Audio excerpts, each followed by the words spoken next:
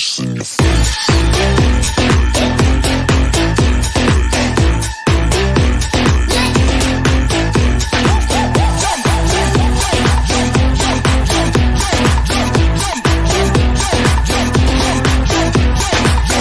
It's in your face.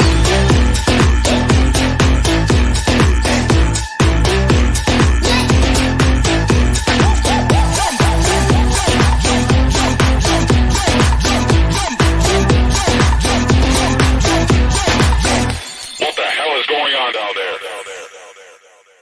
It's in your face.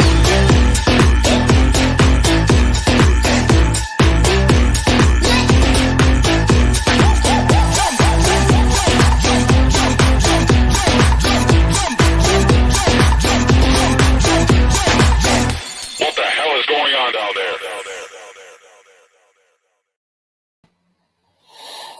Hello, I'm late, but I had to get some of these recordings deleted off of the hard drive so that I can upload to YouTube today. So, my bagels. Hello, how are you guys doing? I hope you guys had a good day. I am still uploading videos to Instagram. So, hold tight for a second because that does have to come through. Yes. Sorry. The last segment of Smackdown was probably the best for me because I told y'all it was coming. It ain't got here quite yet the way I wanted it. They don't pussy put it around, but it is coming. It is coming.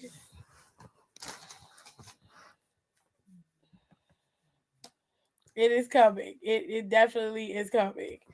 Anyways, I hope y'all had a really, really good day.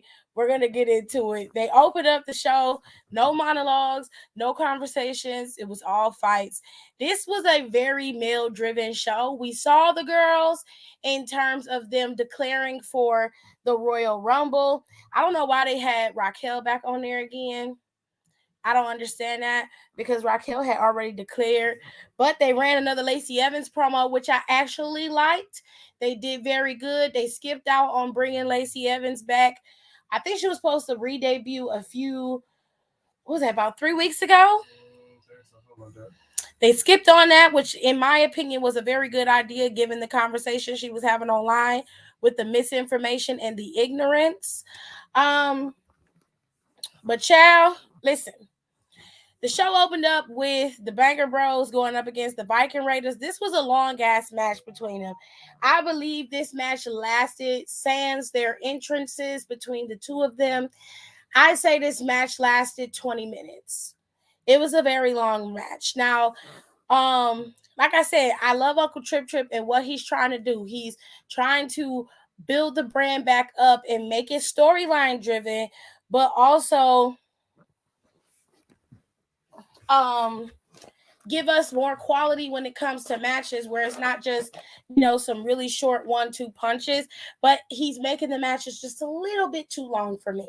Just a little bit. I need you to fall back, Uncle Trip. Give us 50 feet, as my brother would say. You know what I'm saying? Let us breathe a little bit because they went to 3 commercial breaks on that match alone. And that was a long ass match. I'm not saying it was bad. It was a good match between those two teams. And as always, there's nothing wrong ever with Sheamus or Drew or the Viking Raiders as wrestlers as a whole. They're going to give you quality every single time. It's just that there wasn't a lot going on, and it was just a lot of back and forth fighting. And if you're interested in the match quality, then this was a match for you, for sure. It was a good match. I don't know. I wasn't interested in watching it, therefore I zoned out. Okay. Now, if y'all hear somebody in the back, that's my mama. That's my mama talking. Anyways, when the show opened up, though, let me get some of y'all comments in here. Hi, Donnie. Oh, his answer is talking about when they brought Lacey in. He said I make her number 2 at the Rumble again. I wouldn't mind that at all. It was a very male dominated show. There were no women's matches on the card, but because Charlotte was dressed to wrestle, I assume that she's probably gonna have a dark match, and there'll probably be a couple more dark matches for the girls on for SmackDown for the Detroit crowd, but not for TV. And I understand why that was. This was a storyline driven show, and it was meant to showcase the tag team division as it was. So every tag team that was on SmackDown or that could be on SmackDown was represented today in the tag team tournament. It wasn't like a bunch of makeshift tag teams. Now, New Day technically is a SmackDown tag team, but they are not in the tournament. Okay. So it's an interesting thing going on over on SmackDown. All right. Now, the Banger Bros, Drew McIntyre and Sheamus, they advanced over the Viking Raiders, even though bald-headed ass Valhalla over here tried to interfere. It didn't work out in the Viking Raiders' favor, or at least this occasion. It ended up being the Banger Bros' day. With that being said, the other side of the tournament had the counterparts to Drew and Sheamus, which would be the Brawling Brutes, going up against Imperium. Imperium is obviously the superior team in this matchup. While all 4 men are quality competitors and can give you something, these 4 men did perform effectively. But at the end of the day, with Imperium being the more dominant tag team in terms of their strength, their ring prowess, and their ability to be able to command that ring like their ring general does, Imperium was the better team. They bested Pete Dunne and Rich Holland, and they just gonna beat them in every way at every corner. No matter how they did it, it doesn't matter. Imperium is the superior team, and they won, and they proved that. Now, there were 2 other tag team matches that also happened on the show tonight. There was Hit Row going up against, I'm having a brain fart. Who did they go up against? Babe?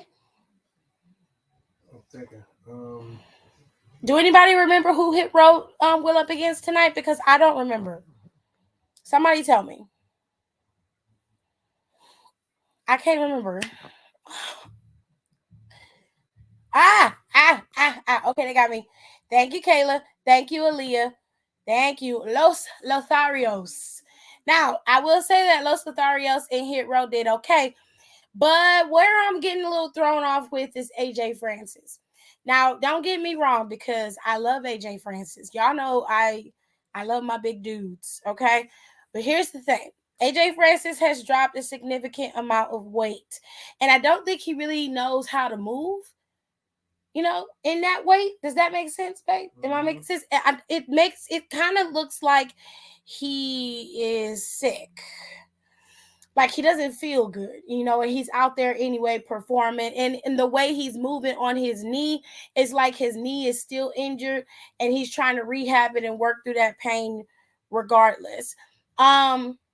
I like the goon look. I like their attitude, the way that they're going about it. I don't have a problem with Hit Row being a heel. It is what it is. Their face run wasn't working, but to their credit, they weren't being booked properly as faces either. But I mean, there's not a lot of heels in the tag team division except for Imperium and the Viking Raiders. So you can switch them over and have them as heels. That's fine. So I just AJ Francis, from a physicality standpoint and being able to compete at a smaller weight, he's got to pack on more muscle and actually be able to because I think at that wearing weight with a more muscular body, he would be able to withstand that a little bit more. Being at the weight that he's at now, he lost so much weight. What was it, like 80 pounds he said he lost? 85, something like that. Like 85 pounds he dropped. That's a lot of weight for a person to lose, especially at his size.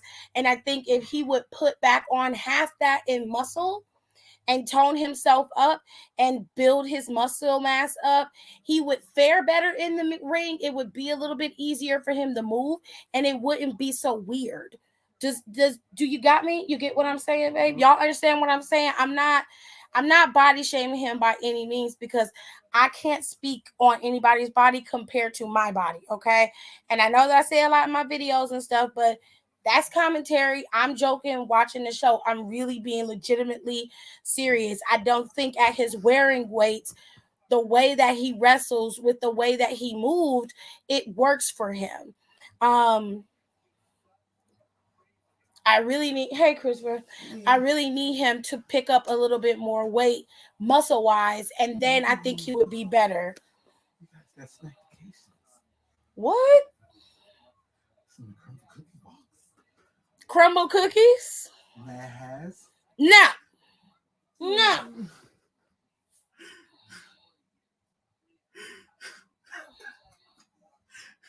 No.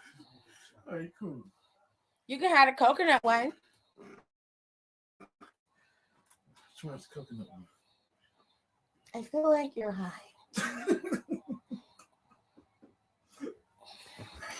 My brother's here, ladies and gentlemen, and he's high. Hi, Chad.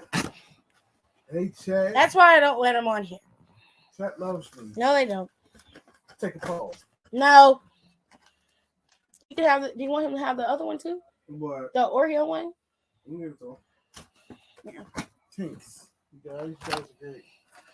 Well, you guys getting that W2 together? Why y'all in my business, Chris? Same. Why Same. y'all in my business? Cause same. You Cause same. get your sleepy ass out of here, Well, I gotta be sleepy. Chris. What color? See, look how you is. Eyes open now, ain't they? Stupid. Hi, Tirza. Hi, Tirza. Hey, boo. Stupid ass. Don't. Get out. Get out of my room. Oh, it's gonna Go in your room and go to bed. I don't feel like Yes, this. you do. You've been at work all day. Go lay down. Go lay down. You was watching my deal like 4 o'clock this morning. And was. I could not go to sleep. And I'll do it again. Them girls. Yes. That's awesome. He is high. Shoot. Don said, I really can't wait till after Mania so shit can get shook up. I 100% have to agree. Okay, y'all understand what I was trying to say. Don said, you high as hell. Yes. Bait. They said hi. Like a honey ham. Get out. Go lay down, Chris Bird. I gave you your snack. Now get out. I don't wanna. I didn't ask you what you wanted to do. I ain't asked you that. I did not ask you that. Go in your room. Go in your room. I don't feel like laying down. Your ass finna get the fuck out of my room. You ain't finna be standing in my doorway. You ain't finna do that. You bring your ass back in here. This damn foot scraper is going up the back of that skee ball head. Not playing with you. I'm gonna bust you in the back of your shit. Hello. Not you jealous. Shut up. Anyways, where was I at? Los Lotharios and Hit Row. So Los Lotharios lost to Hit Row. Don't laugh at me. My brother is a fucking nuisance at point. I love him, but he's a jerk. Anyway, okay, more than likely his ass will pop up in his chat somewhere because he's petty. But anyways, I was with Los Lotharios in Hit Row, right? Right? That's where I was at? Okay. That Don said that gave me my favorite Mad TV vibes. That's an accurate description of my family. Yeah. Yeah. Jared, you think? Jared, ain't that close? Yeah. That's good. That's good. Like when you first met us, that's what it was like. I mean, I seen when I first met y'all. I seen me and Anthony and Jerome. Just y'all had two more people. Because me, Anthony, and Jerome are just like that. It's just that y'all had two more extra bodies. He said, Tish said, Humberto been looking snackalicious, honey. Oh, yeah, he real golden brown, though. He real golden brown with his little dimples. He cute. But I'm going to need for him to grow his facial hair back. Because I like my men to look like men. See how he come in? You see how he come in, Chris? Jared. Look at your brother-in-law. Look at him. What I said. Didn't I tell y'all? He can't help himself. His bald-headed ass can't help himself. He can't help himself. Nah, I'm cool, baby. Thank you. He can't help himself. He cannot help himself. He cannot. It's the beard. I thought he shaved off his beard. I didn't know Humberto still had his beard. See how he do? You see how he tried it? You see how he tried it? He's a POC, so he can pass. No, Humberto's cute. He's cute.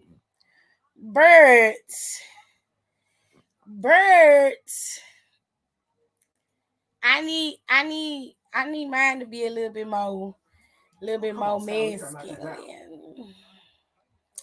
I need him to be a little bit more. I don't know. I like Humberto. He's cute, but I just need him to be a little bit more masculine. In terms of his facial hair, I just like facial hair. Girl, I don't know. I ain't watched. I'm just asking in general. Hell, you ain't have to answer. Rude. Oh. I can't believe you called him a ski ball head. Child. You got a bald head. I've said worse to my brother. Okay. This motherfucker said this crumble cookie is the best cookie I have ever had. That's because you're baked. Okay. It's because you're high.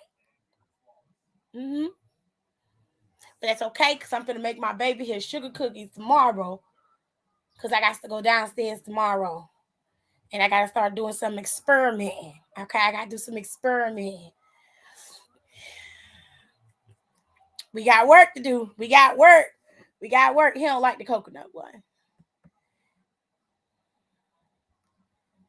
I'm a handsome ski ball head or not. We ain't asked you all that.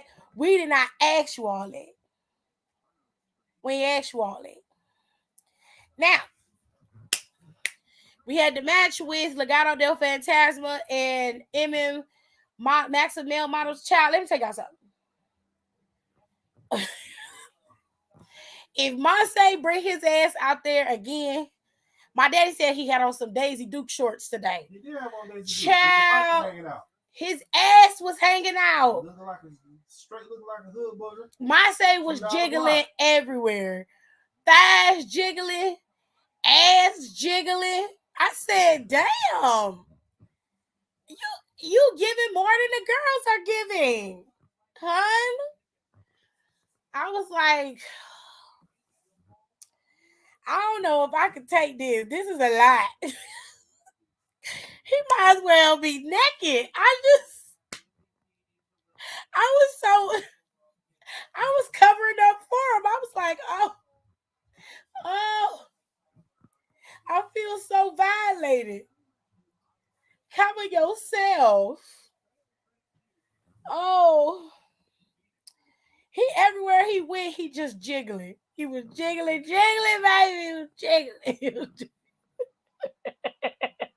Oh, he was tearing it up. And then obviously Phantasma won that match. They whooped their ass. They tried. They got a little offense on them, but Phantasma whooped their ass. Now let me tell y'all something about Miss Vega.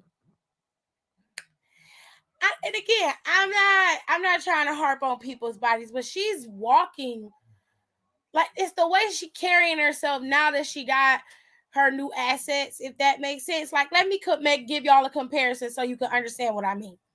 So Tiffany Stratton came back, what was it, last week or the week before last? She came back from that lights out match that she had with Wendy Chu some months ago. She haven't been seen since. And when she came back, Tiffany didn't walk like she had new titties on her chest. She walked like she normally walked. If you hadn't seen Tiffany prior to her getting her surgery, you never would have known that she got the surgery. You feel what I'm saying? You would have just been like, oh, okay. Sis got titties. Good for her. But she had some more work done, but she looks nice either way, right? But Zelina Vega been walking, and for whatever reason, she's overtly sticking her chest out when she walks. And I just find that to be odd. I don't know about y'all, but it's just sometimes I'm watching TV and there are little things that I see that I can't help but zero in and focus on. Those are one of them. And it just irritates me. I feel like you could just walk. You don't have to do all that extra shit. Now, don't get me wrong. I understand that when you have the surgery, there's like yeah, they have to settle down. The boobs have to kind of rest and the swelling has to go down. That all has to happen, okay? And that part I totally get. Also, they have to wear like these compression one pieces to keep themselves together so that the body can properly heal, but also so you can move without busting stitches and all that stuff. So that could be a byproduct of a habit of having to walk in that compression piece. You feel what I'm saying? All the time. But it's just like, girl, at the bitch, we see them. Like we see them. You're doing everything in your power to make sure we see him. And it's just like, why? Because you don't have to. I can't. Yes. And I don't, I'm like, okay, babe, whatever. And she must have did something to Maxine because when the camera flipped, she was gone off of her and she was in the ring. And it was like, they raising her hand. I'm like, what the fuck they raising her hand for? She didn't do nothing. Her ass was sitting out there with Michael and Wade talking shit about a group that was already formed before her ass got there. You didn't do nothing. What you think you done? You didn't do nothing. You didn't do nothing. I just stayed on the outside. Shit, the fuck you was in that for? Girl. Anyways, what else happened? Let me make sure I can. Oh, okay. Charlotte came out there. And she called Sonya ass out. She said, Scarface, bring your ass on out here. Because you keep trying to attack me. And if you got a problem, bitch, you can say it to my face. So Charlotte came out, was out there, and then here comes Scar. She come walking down there hollering and screaming mad, talking about, y'all, I don't give a damn about dirty ass Detroit, which is kind of fucked up because you know Detroit water's still dirty. And I don't care what nobody say, she ain't right for that. She should have said that shit. Detroit water is still messed up, and you have to be careful about what you say. Now, if they was wrong, if they had took a water bottle and bust her in the side of her head with it, I wouldn't have been mad at it. I'd have been like, that's something you damn sure earned and deserved. But anyway, Sonya got her ass in the ring and basically was like, y'all act like I ain't earned the opportunity. Like I'm a star. Every time I walk through that curtain, I'm a star. Every time I get in this ring, I prove that I'm a star. And Charlotte was like, you know what? You're right. I have never denied that you were a star, but you seem to think that you are superior to everybody else who is in that locker room. Do you think that you're better than them? Because I'm here to tell you, babes, you're not. You're not better than them. But she was like, furthermore, just like those 29 other women who are fighting for their opportunity in the Royal Rumble, your ass needs to be worried about the Royal Rumble and not coming and attacking me and getting mad and begging for opportunities or bitching and moaning because you don't feel like you're getting what you deserve. Because if I distinctly remember, you tapped out. There was a definitive win between us. There was no issues of you losing because a referee cheated or I cheated. Nope. It was a clean pin, clean win. You tapped. It's on table. It's on camera. We got it. We seen it. We can replay it for you if you need to. You tapped out, hun. So why are you here again? Why am I getting attacked from behind again? She was like, it seems like the only one who is entitled, the only one who is selfish is you. But if you want to fight, bitch, we can fight. But the title not going to be on the line because you lost your opportunity at the title. So I suggest you focus on the Rumble and we can battle it out right here. We can fight right here. Sonya was like, no, I don't want to do that. There's nothing in it for me. I'm not going to fight you. For what? I'm not going to do that. No. That's when Wyatt Hip Adam came out there and was like, Sonya, what are you doing? Listen, let me tell you something, Adam. I don't understand why you keep letting this bloated-lipped, glitter-scar bitch keep telling you what to do in your job. Why you keep letting her disrespect you. Now, Bobby Lashley, and y'all know I don't stand up for Bobby Lashley in any way, shape, or form, but hear me the fuck out. Bobby Lashley could not control his temper and was attacking the referees. Once it was by accident. Second time it was intentional. Now the third time he hit Adam Pearce and pushed him out the way. Adam lost his cool and got mad. Sonya done slapped you in your face at least 3 or 4 times. Sonya has pushed you out the way.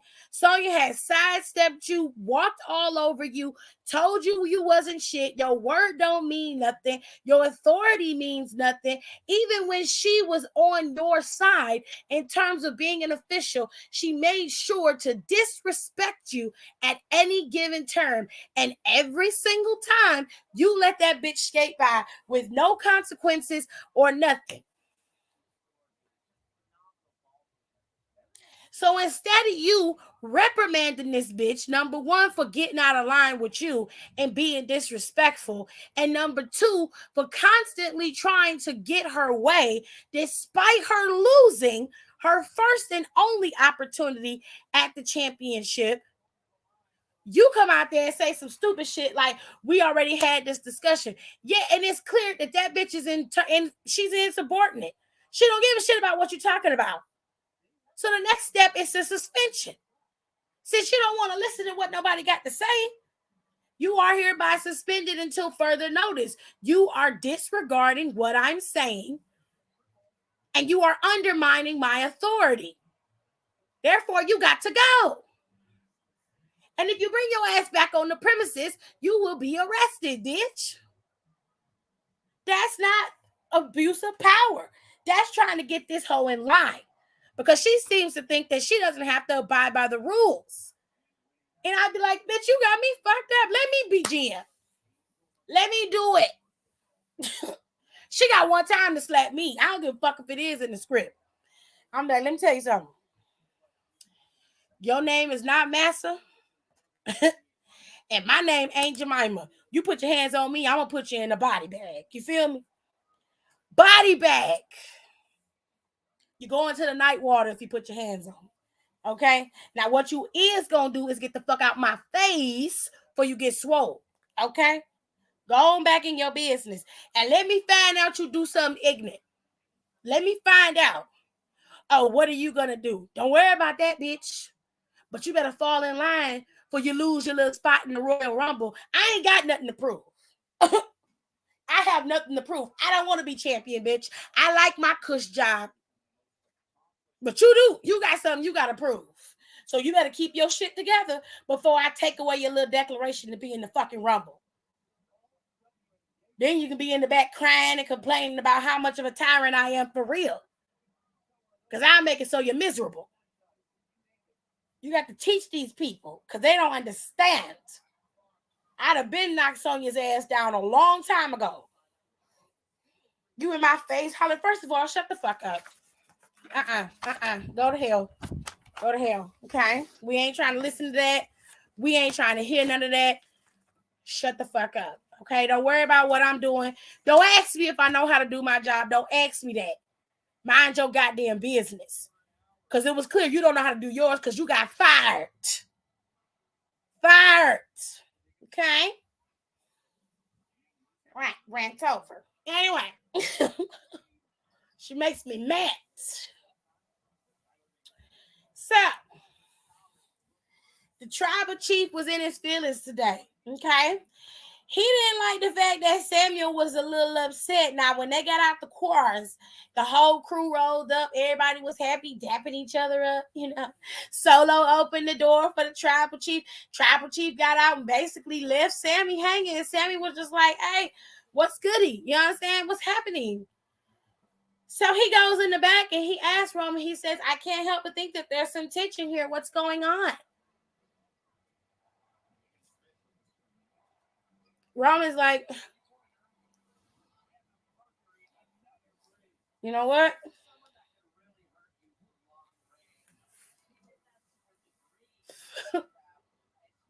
Why don't you tell me what's really going on? Why don't you tell me what's really on your mind? Because it can't just be about me not dapping you up. Sammy's like, I just want to make sure that we're good. He was like, I want to know the truth. Tell me the truth, because that's not the truth. Sammy goes, well, I can't lie. Like, last week you asked me to prove myself, and that was a privilege for me to prove myself to you. I didn't have a problem with doing that. I went out there, I was in the match, and I was getting ready to put Kevin Owens away. I had him. I was putting him down. And then the Usos come out, and Solo comes out, and the match is over. I just did not know that that was going to happen. And I just want to make sure that we're all on the same page. I just want to know what the game plan is so that I can understand where everything goes. That's all. And he says, Sammy says, Kevin Owens says that, I'm trying to take the spotlight and you're using me. And he was like, I have to admit, last week it felt like you were using me. So he was like, wow, like you want me to sit up here and tell you what I want to do? I have to relay that shit by you every time I want to do something. I have to go to the honorary Uso and have a conversation with who the hell are you? For what? Why? Like, you know what? Get out. Sammy goes, what? What I do? What? I was what? He said, no, get out. Cause see, you're using me. He was like, you're using my family. You want to be a part of my family so bad. You want to be me so fucking bad. Like, yo, get out. Go find your own family. Matter of fact, go make a family with Kevin Owens. Go create your own bloodline with KO. Get out. For me to relay my shit to you like I'm a subordinate to you. Are you kidding? Are you kidding me? Sammy gets up and he leaves. After he was under the urgence of the wise man. Now, Paulina came in under, very immense, he was very somber, quiet. He says, well, my tribal chief, I honestly believe that while you are the leader of the bloodline and you are the commander of the island of relevancy, it would be in your best interest to keep Sammy from pissing inside the castle. He says, basically, keep your enemies close. Keep your friends close and your enemies closer. In a nutshell, that's what he told him. So later on in the night, Sammy was called back to the tribal chief. Roman then apologized and said, everybody knows that I have an anger problem. I have a temper problem. Okay? And that's why I have people in place to help me control that, i.e. my wise man, right? He advised me that I was wrong, that I made an assumption and maybe I shouldn't have gone that far. And I apologize for that. He said, I'm not using you. We're not using you. You are a part of the family. Essentially, they made bygones be bygones. Sammy got his dap, and basically he gave Sammy his orders. Now listen to me well if you didn't see it. He told Samuel to go and get the Usos, get the cars gassed up, have them ready to roll, and call the jet and have it fueled and ready to roll out. Because after the contract signing, he was getting the hell out of Detroit. All right, cool. Sammy left. He went to go tell the Usos, and Solo and Paulina was going to the ring with him. Next thing you know, music hits. Roman takes 6 minutes to come down. He gets in the ring, puts his feet up on the table, and Adam is out there to facilitate the contract signing. But it ain't gonna be no contract signing because Kevin came down there, took out Solo, stunned fucking Roman, left Paulina in the corner. Okay. The Usos come out there. He take out the Usos. Sami Zayn is nowhere to be fucking found. Nowhere. Okay? This whole time, Kevin is single-handedly dismantling the bloodline piece by piece. And if Sami hadn't came down here, bald-headed ass Paulina would have been laid out prostrate before the Lord too. The last thing this nigga did before he signed that damn contract was put Roman's big ass through a table via a pop-up powerbomb. Now, it's been a long time since I seen Roman go through a fucking table. You feel me? Kevin is on that bullshit. But what you need to pay attention to is how Sami came down there, could have stopped. He could have stopped it if he had came down there earlier. When Sami came down there, he stood on the apron and did not do nothing. Kevin signed that contract and Kevin left and was running to the top of the key. Matter of fact, he ran out into the crowd and was standing up in the bleachers, in the steps with the rest of the crowd while Sami was in the ring holding the contract and the rest of the bloodline is helping Roman up off of the table. Now, I warned y'all that the start of the bloodline being broken apart was going to start after War Games.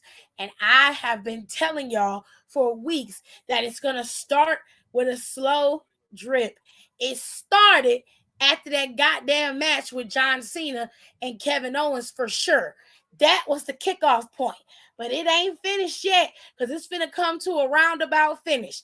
I probably will bet by Elimination Chamber, Roman and the honorary Usos and all of that shit will begin to crumble slowly but surely. Royal Rumble is going to change the tide. Royal Rumble is going to give us all the answers that we need, and it's going to fill in those blanks. Because that shit is going to begin.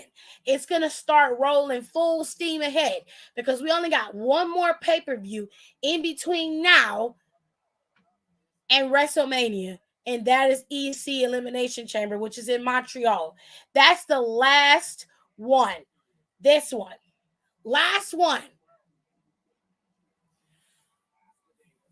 The Bloodline storyline and the way that they're slow dripping this crumble is beautiful. It just is. It is done expertly. All right. Hold on. Paul was peeing his pants. Very much so. He said, nigga, they got you in 4K. And you feel me. And you feel me, Donnie. Okay? 4K. Bitch, you tapped. We saw you. Girl. Now, one more thing I need to mention before we move on to something that's a little bit more juicy, honey. The pitch black match between LA Knight and Bray Wyatt. Now, for weeks, everybody been shitting on this storyline because it haven't been conventional enough for you. But Bray Wyatt has gone back to his old roots, and the Firefly Funhouse has been resurrected, and Bray Wyatt has been resurrected, which only means that the Fiend will also be resurrected. With all that being said, Uncle Howdy made it very clear that all Bray Wyatt needed was a little bit of nudging. One little push, and he's back. So now we'll just have to wait and see how this all plays out. Oh, it's going to be a glorious day. Okay. We got the house back. I sang along. It was everything I wanted. It was something, child. I'm not gonna lie. I prefer the other Bray Wyatt to this one. At least the other one felt like he had a piece of humanity. This one ain't got no humanity. I don't know if I like him too much. Now a lot of people were quite upset because there was no female wrestling matches on tonight's show. I mean, I'm not mad at it. This was a storyline driven show.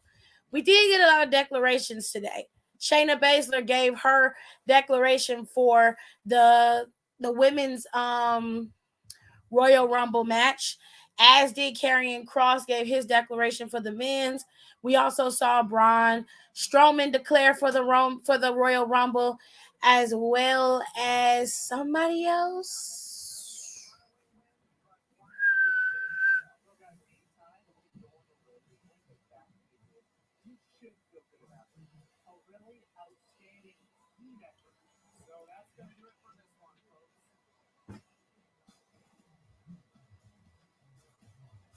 I'm trying to think of who else.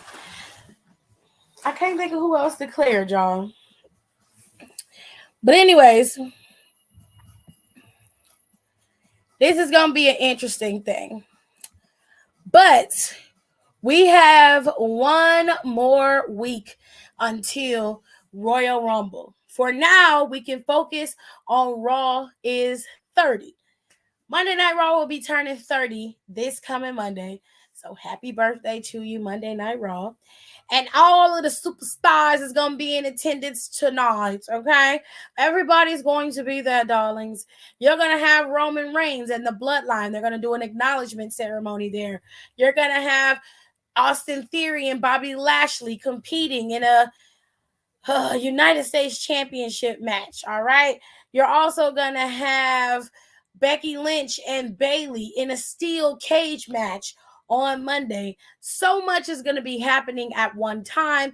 And of course, the Raw Legends will be there. But I noticed that the infographic for the Raw Legends has changed.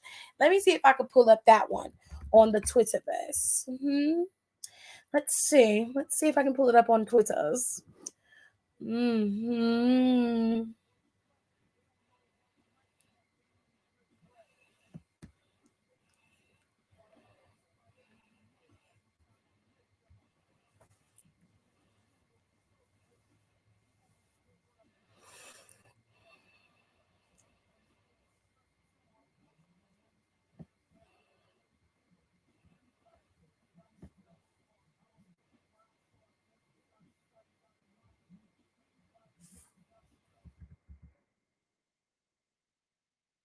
All right.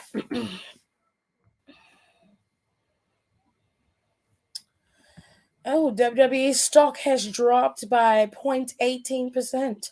If you care. If you care. I don't care. Mainly because I don't have any WWE stock. But it's only $88 in stock, which ain't bad, Jared. We could invest, darling. I might go back and get it. So I want y'all to see the tournament. I'm going to get this infographic for the tournament. Just hold tight. Let me save this image so y'all can see the next tournament, the next leg of the tournament.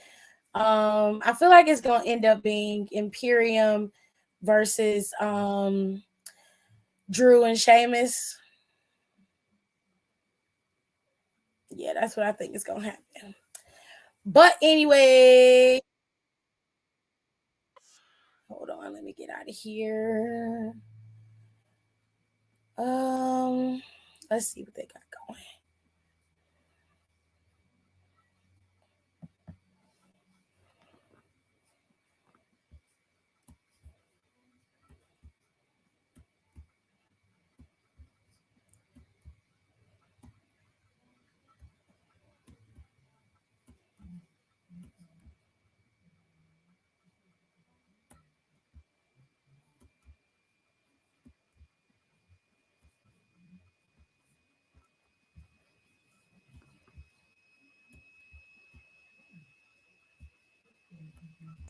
Papa John's nasty anyway. Nobody want no Papa John's.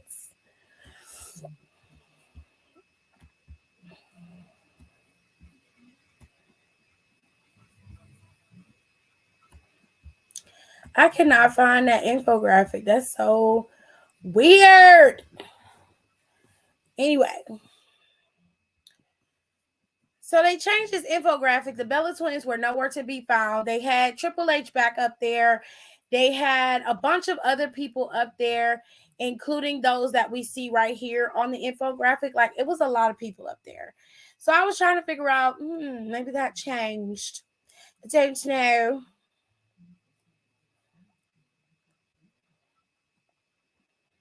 They got Medusa in the new one. Okay, they do. But they have some other people in there too. He said, how about I try being on time and still gonna be late? Oh, babes. You and this job is just not setting horses. Y'all do not like each other, honey.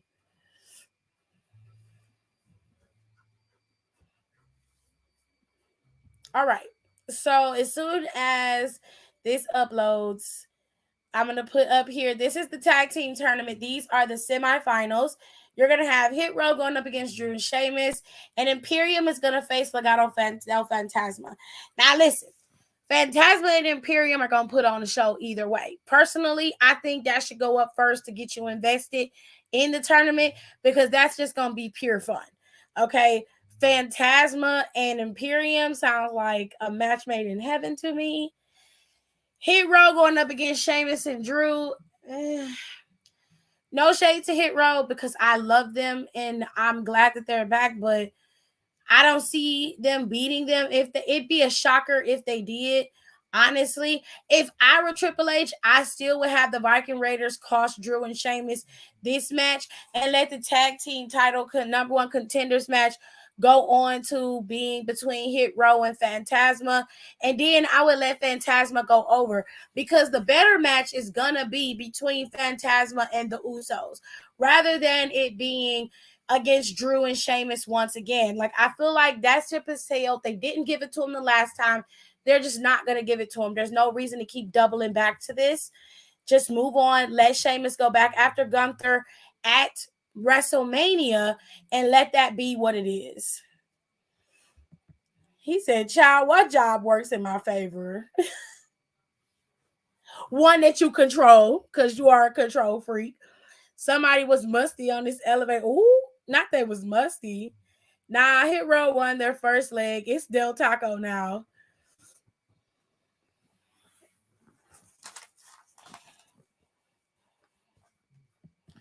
So that's what I think is going to happen. Hopefully it happens.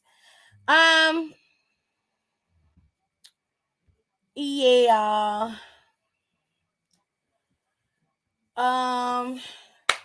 So here we go. Y'all listen to this little video, and then I'll be back to tell y'all what happened. Yes, you have to. I do that in the gym. This is my rule of thumb. If you're a girl that I would sleep with, if I find you attractive, I'm staring at you. Like if I see you looking at me, I'm staring at you until you look away.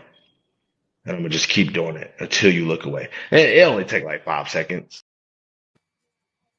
I'm gonna let y'all listen to that one more time. Yes, you have to. I do that in the gym. This is my rule of thumb. If you're a girl that I would sleep with, if I find you attractive, I'm staring at you. Like if I see you looking at me, I'm staring at you until you look away. And I'm gonna just keep doing it until you look away. And it only take like 5 seconds.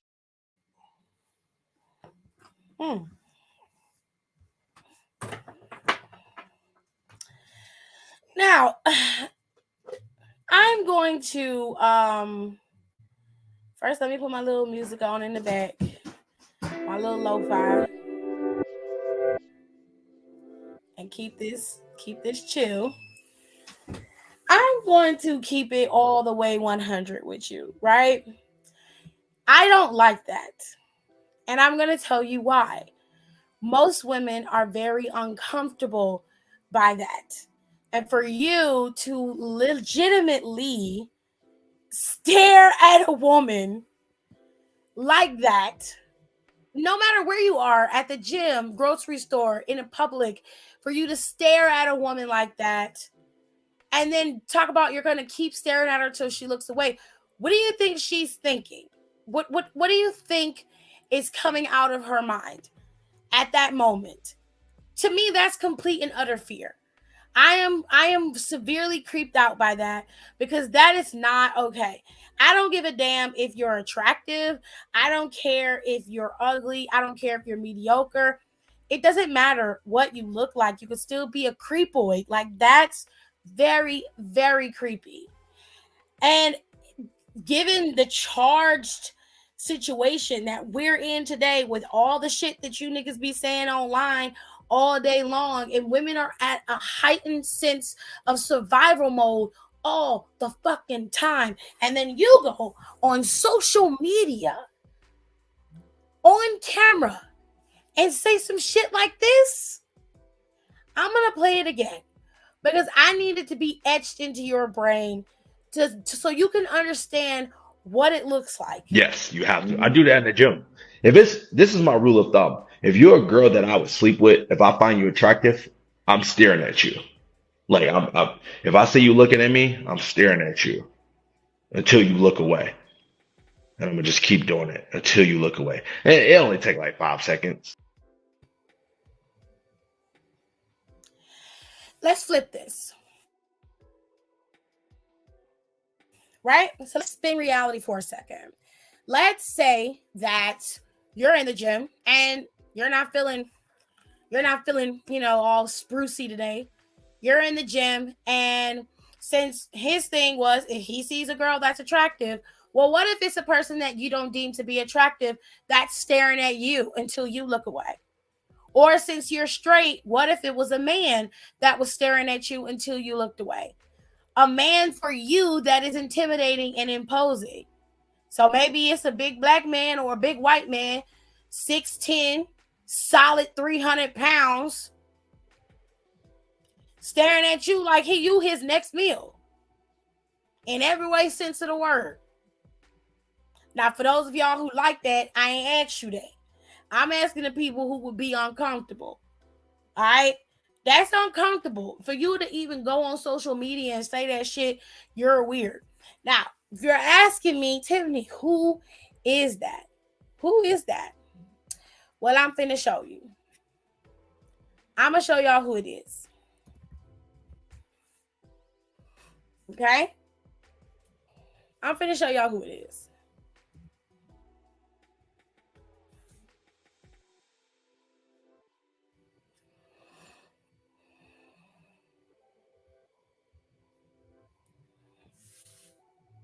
I'm gonna put y'all comments up in a second, but I'm finna show y'all who it is. Just hold tight. Excuse me.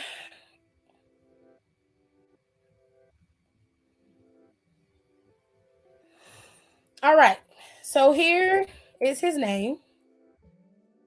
And there's no need to go and attack him or say anything weird to him because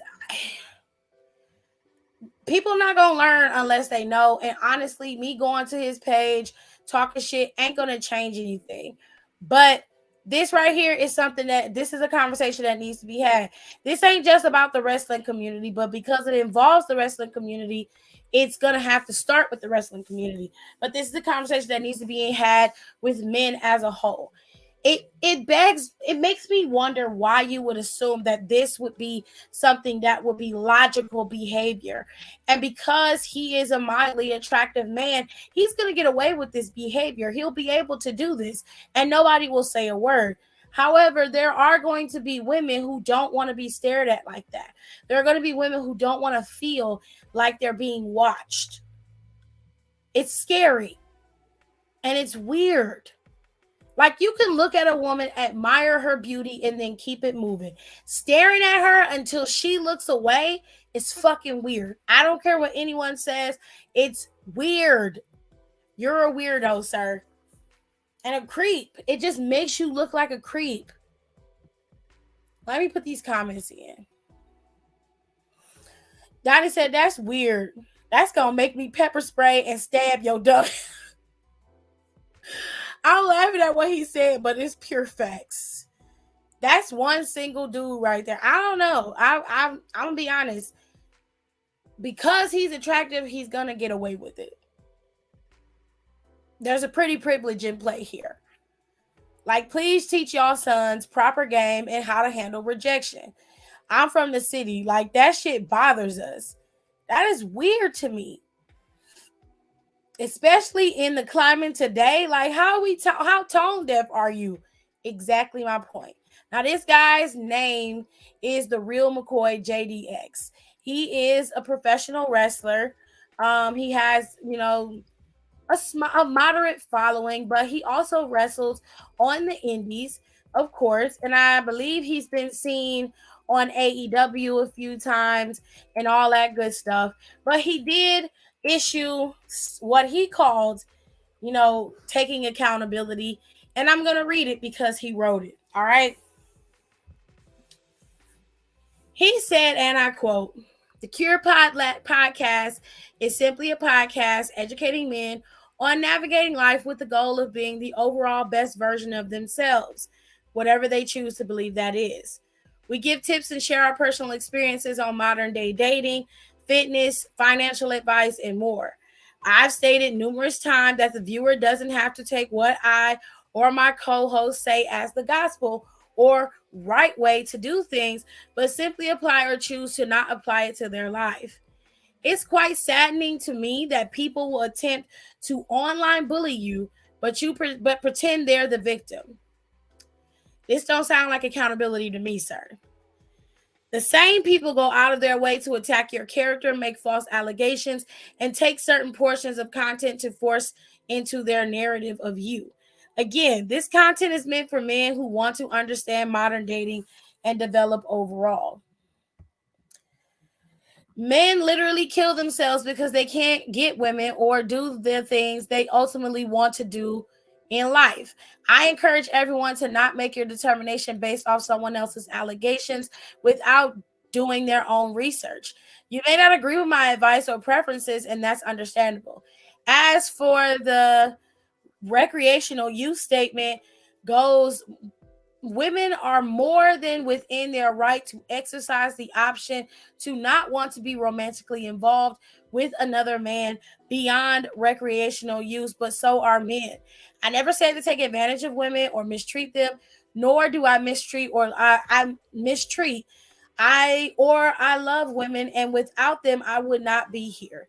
Women and men who I interacted with know my character as well as my level of professionalism. I've taken people's stories, advice, and premises into deep consideration, and I never said take advantage of women or mistreat them, nor do I mistreat. I love women, and without them, I would not be here.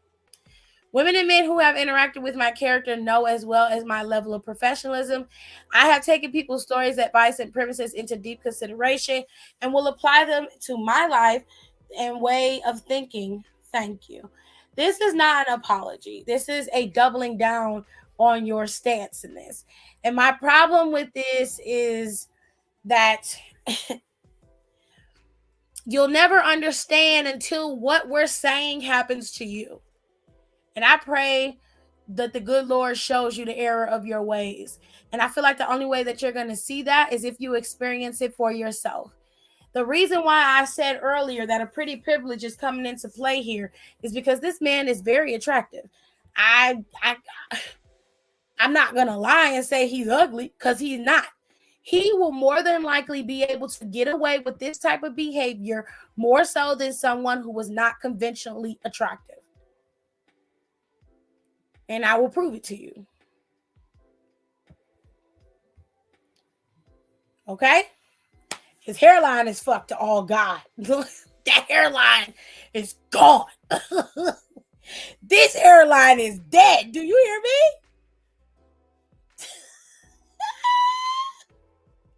That hairline gone, baby. It's gone.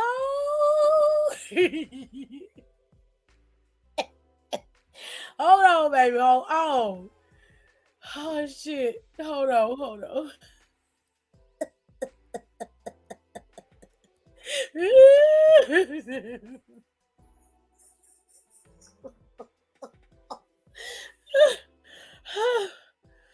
Yo, I hate to make light of it, but man,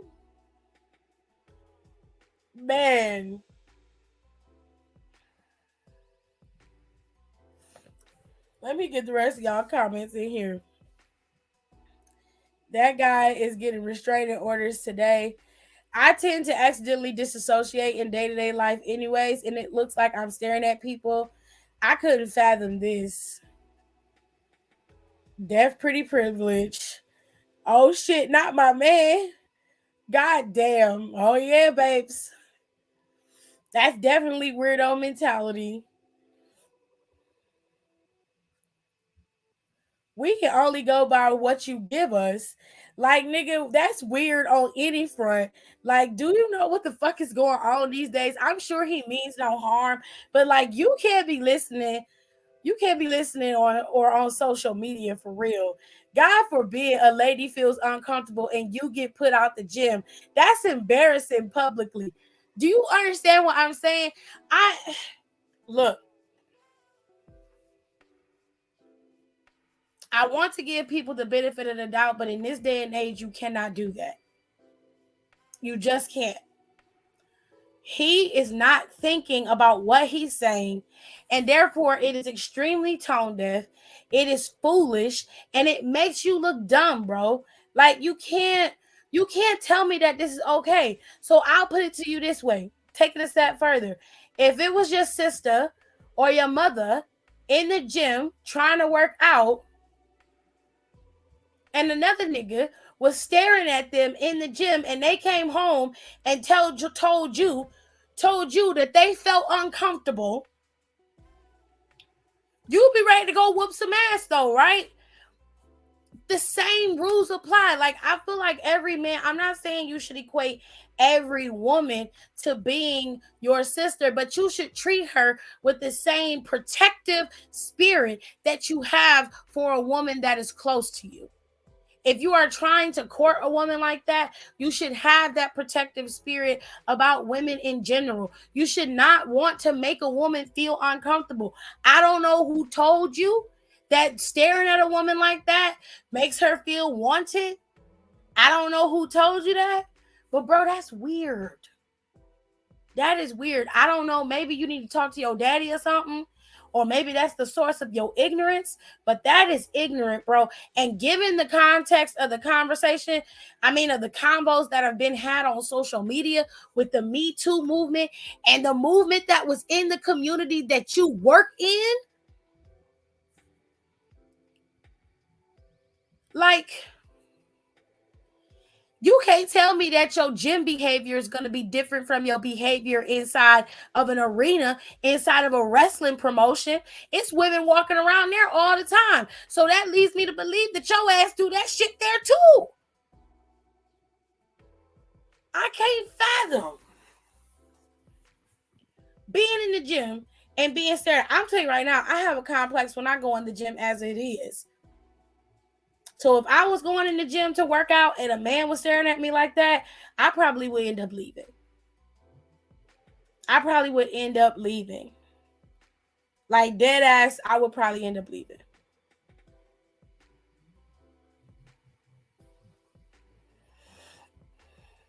Hey, Jazz.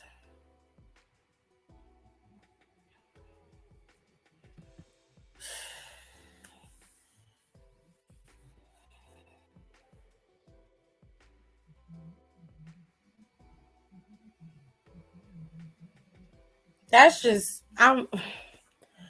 it saddens me because you're a black man and you're on the internet with your homeboys and y'all talking, and here go another black podcast, and it just looks like this is another one of them bullshit ass blue pill podcasts where y'all niggas is just running around here running amok, talking shit just to get shit off, pop off. And it's like, damn, like, y'all, nobody can be fucking normal. Like, y'all can't be normal and just talk about regular shit. Like, I put it this way. It's great that you're trying to have some camaraderie, a safe space for men to be able to speak. But when you say stuff like that, it is dangerous. It's dangerous rhetoric, and it's dangerous for you to advise a man to have that type of, you don't have that type of connection with a woman to do that. I'll put it to you this way. If you don't have an established connection with a woman so that she knows better, that is not smart for you to look at a woman like that. Take it from me. I'm a female. All right. Don't do it. It's not smart. But there's a pretty privilege here that will allow him to get away with that bullshit. I'm telling you. But no, that's very tone deaf. That apology was more like, I hear y'all, but I'm going to still do what the fuck I want. That's what I'm saying. It wasn't an apology. He basically was just mansplaining himself. And he didn't even apologize. He was just like, I'm not here to attack women. I'm just giving people ideas of what they can do. Like, most men don't know how to talk to women. Okay, and so you tell him to be a stalker? How does that work, sir? And them other niggas at fault too. Like, it's interesting information. Right? I can't even.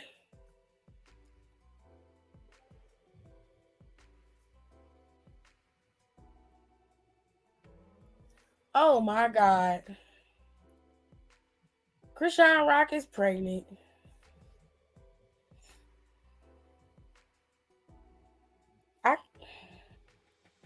I knew that bitch was gonna end up pregnant.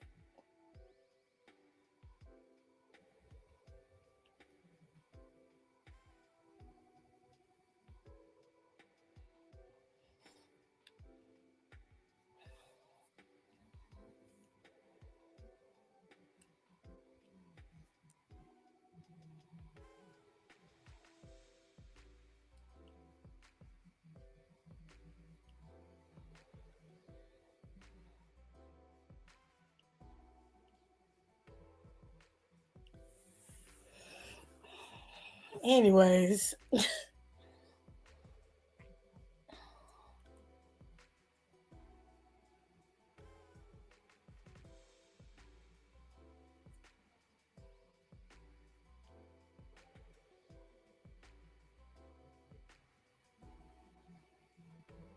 Hold on, y'all.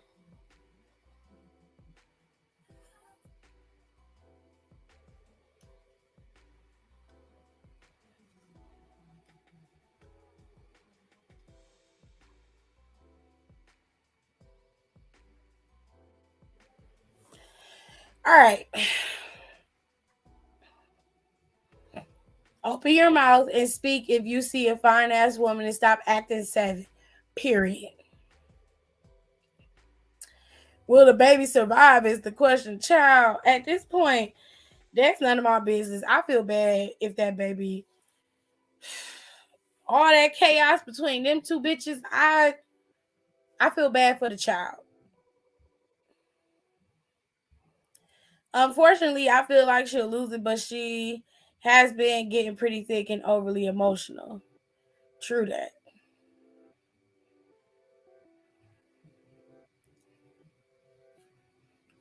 I don't know who that is. Okay. Then there's no need to know who she is. Child, I just saw the news about Krishan and Blue talking about they really done and he want a DNA test.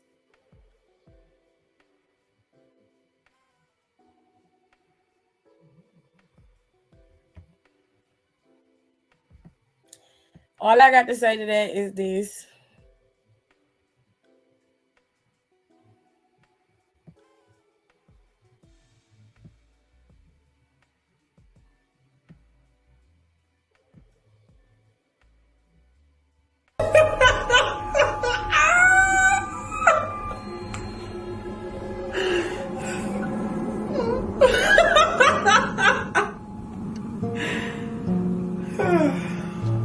Fuck him.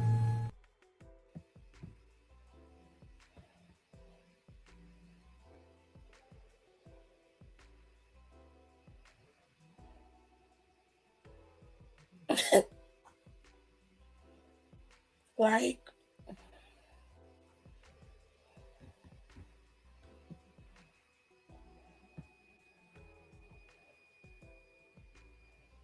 Oh, now you're overcompensating for being gay.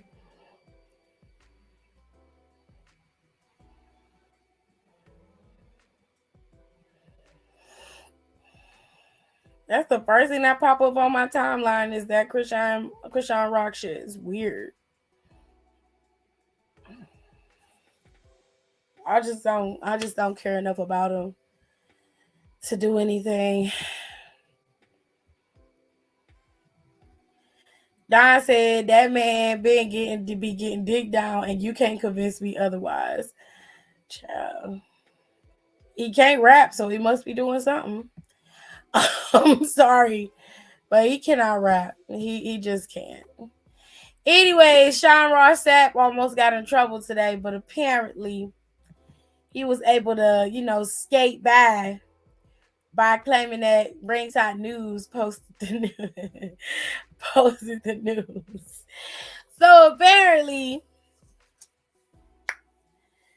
Sean Ross Sapp and them, they didn't post. He said he didn't post it, but there was a post that said Sean Sapp reported behind Fightful's paywall that Naomi walked out of WWE with her contract nearing expiration. It was also noted that she was excited about re-signing with WWE, and her new deal was going to be the most she'd made in WWE up to that point. Okay, well, let me look.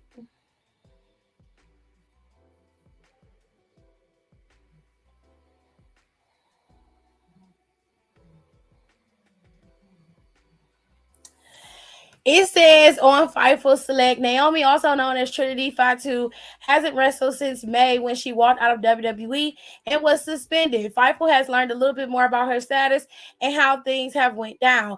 Fightful sources have long claimed that not only Naomi's contract was close to expiring at the time of the walkout, but that both sides seemed excited to extend the deal. Specifically, Fightful was told by sources that Naomi was likely headed for a new contract before things got derailed by the situation that led back in May that led to she and Sasha walking out.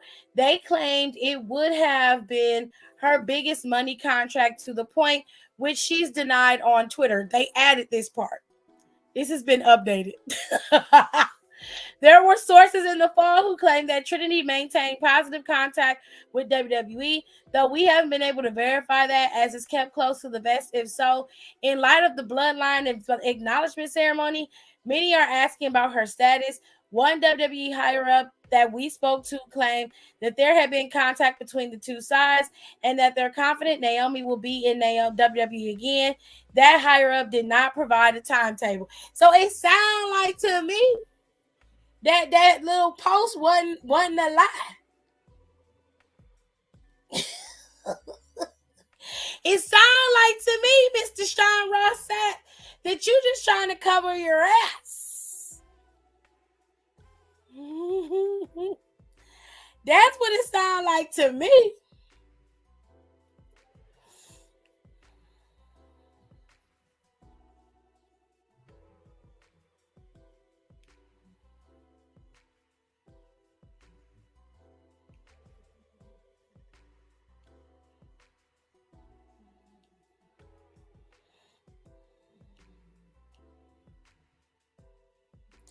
Hold on, I'll show y'all.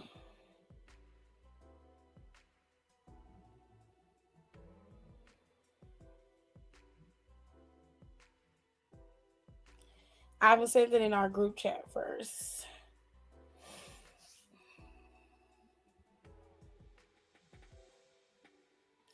Now, to check and see when Naomi did this, Naomi discredited this at 8:32 p.m.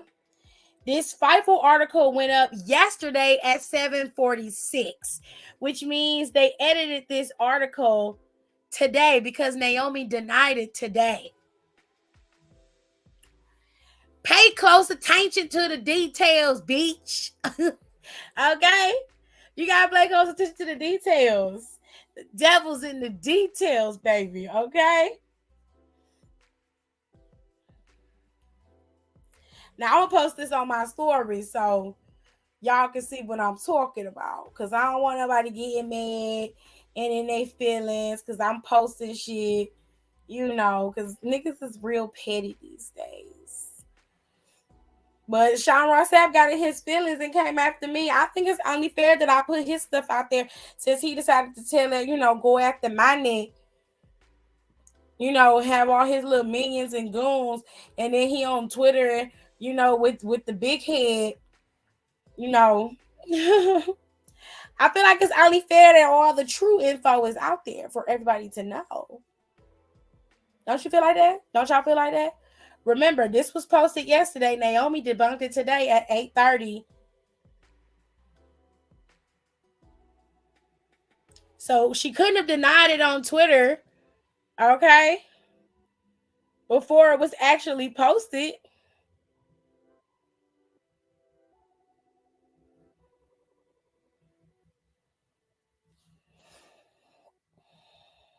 I'm just saying.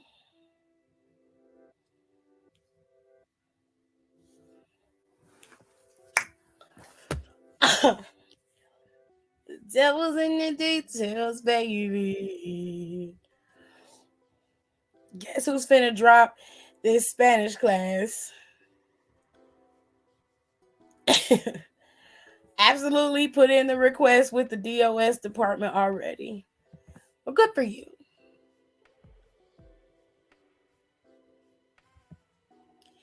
Anyways, ladies and gents, that is all I got for you. Now, if y'all want to hear some of my Am I the Asshole stuff, it is on my podcast. It's doing pretty decent on the podcast right now, which I'm pretty proud of. People seem to like that more than just the regular standard old news type of shit. Yeah, that's like the second popular post on my podcast right now. Is Am I the Asshole? Which I'm kind of happy about. I appreciate that.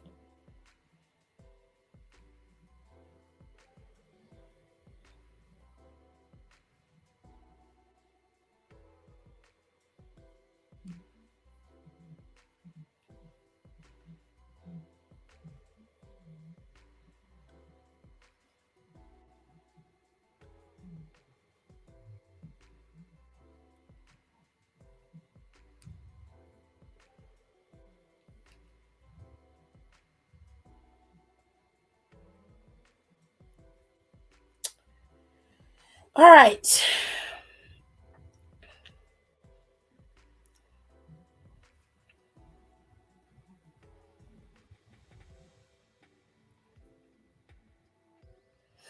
Because that professor is tripping. Oh, wow. Talking about we have to buy a damn program so we can complete the assignments and that are worth 25% of our grade. Buy a program for a class that should okay. What kind of program are they talking about? And for what?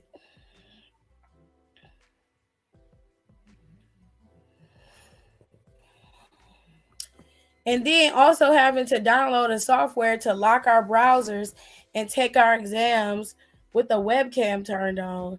Oh, to stop the cheating. Ow. Especially if there's no voucher. Bitches, you dumb. Wow.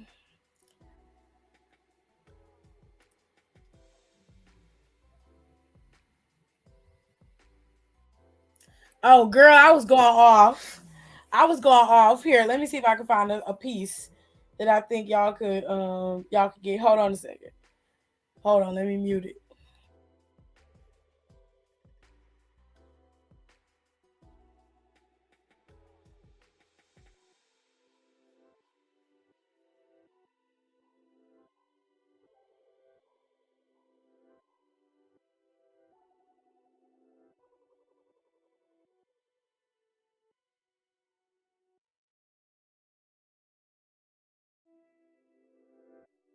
Word. So she ditched me for the popular kids. She didn't actively pick on me, but she'd stand by with her head down and do nothing when they bullied me. She would talk to and hang out with me at home as if nothing was wrong. But when at school or at the mall where kids at our school were likely to be seen, she didn't want to be seen with me. When we turned 16, she had a big bash, but I didn't have any friends, so I didn't want to try I didn't want to try and have a party, and our parents were making her include me, but she discreetly offered me $100 to pretend I was sick. Oh, that's fucked up. Right. I took the money because I really didn't want to go to a party where I'd be at best ignored or worse picked on. We went to separate colleges across the country from each other. She tried to keep in touch, but I ignored her because I was very traumatized at losing my sister and best friend. I would be polite to her at home during school breaks, but kept her at arm's length. Anyway, I don't want her to be a bridesmaid, let alone a maid of honor. My parents thought it'd be a good compromise to have her just be a regular bridesmaid. My big from my sorority will be my maid of honor, and my fellow littles who had the same big will be my bridesmaids. I reluctantly said she could be a guest at the wedding, but not a bridesmaid. If it were entirely up to me, I wouldn't invite her at all, but that would cause more drama in my family than it's worth. I told them, but what would other people think if she was seen with me? She cried. She never apologized. She just thinks because it was so long ago, I should just let bygones be bygones because she was young and immature. And my parents agreed with her. But I had to be in therapy for years because of her. Why should I have someone as a bridesmaid who thinks they're better than me? Am I the asshole? Woo, this one's tricky. Yeah, man. So, again, two things can be right at the same time. You're severely hurt. Now, y'all want to hear the rest of the Am I the Asshole? Y'all can. All you have to do is go to my podcast, the KTT. Just go here. That is on Spotify. It's on Anchor right now. Go listen. Because that story didn't start to tick me off until I got closer to more of thinking about it. And I went off, honey. I was like, I was like, no, fuck that. Like, I switched my stance on that one real quick. Like, but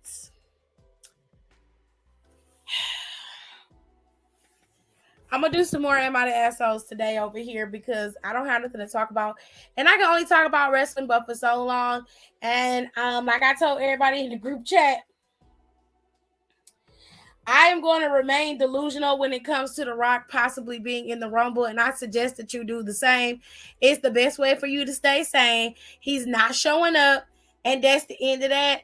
We're not going to talk about it. We're just going to act shocked when he shows up and kick and scream and holler like we always do when they show up. We're going to remain delusional. Do you feel me? Okay? Do you feel me? We're going to remain delusional because I can't do this. I just can't. I'm tired of the back and forth. I'm tired of people ruining shit for the Royal Rumble. I like to watch the Rumble and actually have a good time. And I'm not going to sit here and agonize over who going to win, lose, or draw. I don't give a damn. The Rock is not showing up. The Rock is not showing up. Did you hear what I said? Are you listening to me? The Rock is not showing up. Are we clear? We're clear. Great. Amazing. I love you all so much. I love you all so much. I don't want to do that anymore. I want to enjoy the show.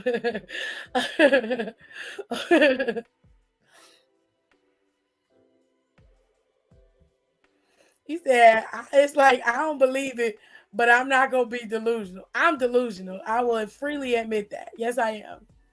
Hi, baby.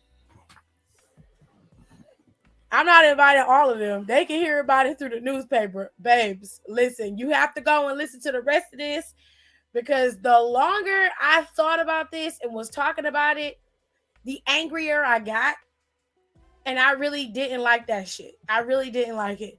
But anyway, Rico said I'm ADHD, so I fidget and make noise when I think.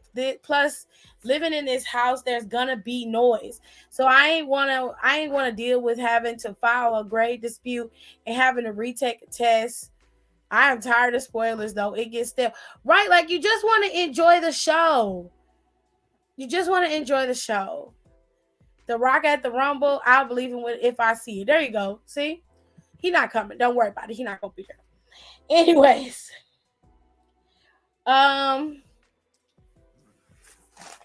gonna give y'all some more, about an hour more. We're gonna go into the Am I the Asshole post. See if I got any more updates here.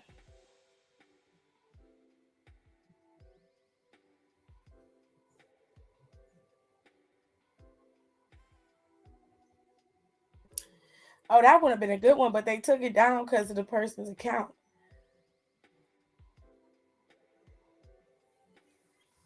All right. Oh, yeah, the Cordonas are coming back, but I've been knowing about that. That's not delusional. We all know that that's true. More than likely, Chelsea's going to show up in the Rumble, and so will Matt. That's why he trademarked Zack Ryder, but I'm happy for them. Don't get me wrong. Chelsea's never been my cup of tea, but I find her to be hilarious. I feel like Chelsea would be just like The Miz would be. She would have a similar thing to the way LA Knight is, but not his wrestling prowess. Like Chelsea got the acting part down. She just needs her space. I'm not a big fan of her, but I'm a woman and I can change my mind. I have gotten to the point where I can tolerate her. I just don't like her. I feel like she talked too fucking much. And she tacky. She is tacky. And this is my thing when it comes to Chelsea. Chelsea is a pretty woman.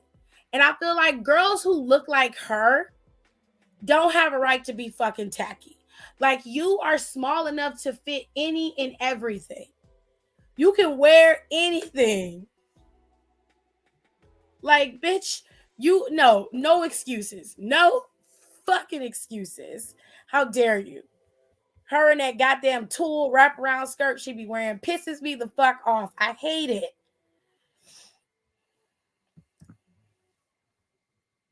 Oh, well, good for your brother. I'm happy he's home. He said, I walked in and people was here. Tip don't care for it too much, but I do.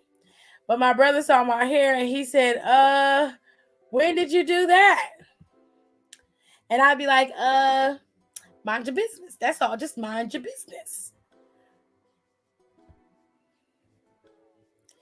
I'm excited because Matt really has a bomb career, but he commanded nothing. Oh, your brother's home. Yeah. But Chelsea's gear is bomb. I won't say that. She has some nice gear, but I won't say that it's bomb. I'll say that it's well made for her in some instances, depending on the colorway.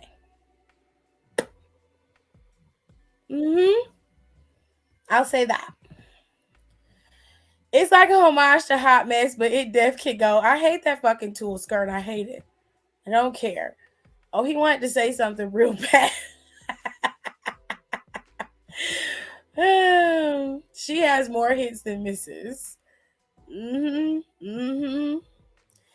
But he had to apologize when they all left to go drink. Oh, okay. I like her designers. They do well. I don't care for Chelsea's gear that much. She has some cool pieces, but I don't really care for Chelsea's gear. I find it to be quite basic, if we're going to be honest. Yeah, I hate that skirt too. I hate it.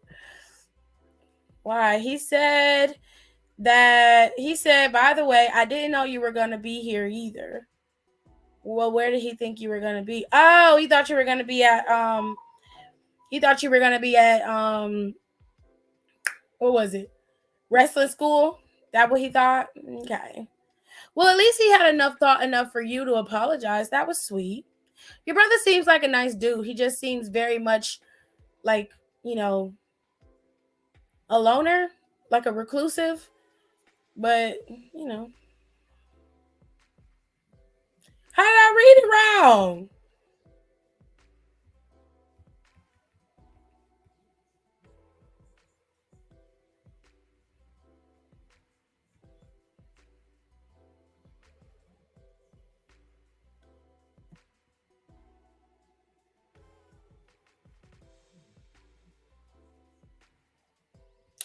Oh, he said I didn't know people were gonna be here. Okay. Did you see Shannon Sharp trying to fight the whole Memphis bench? No. When did that happen? No, I don't know what you're talking about.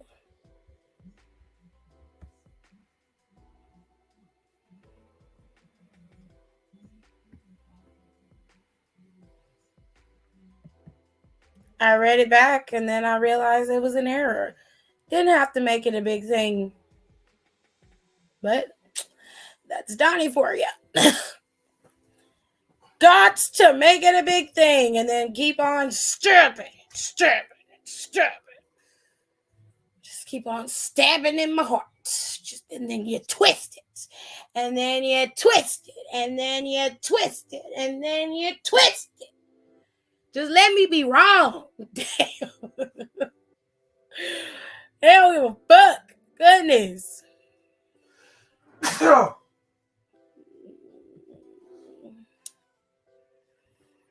My daily sex rubbing off on her too.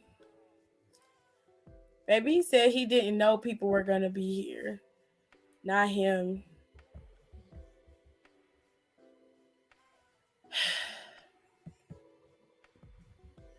No, y'all don't, because y'all be burying me under the ground.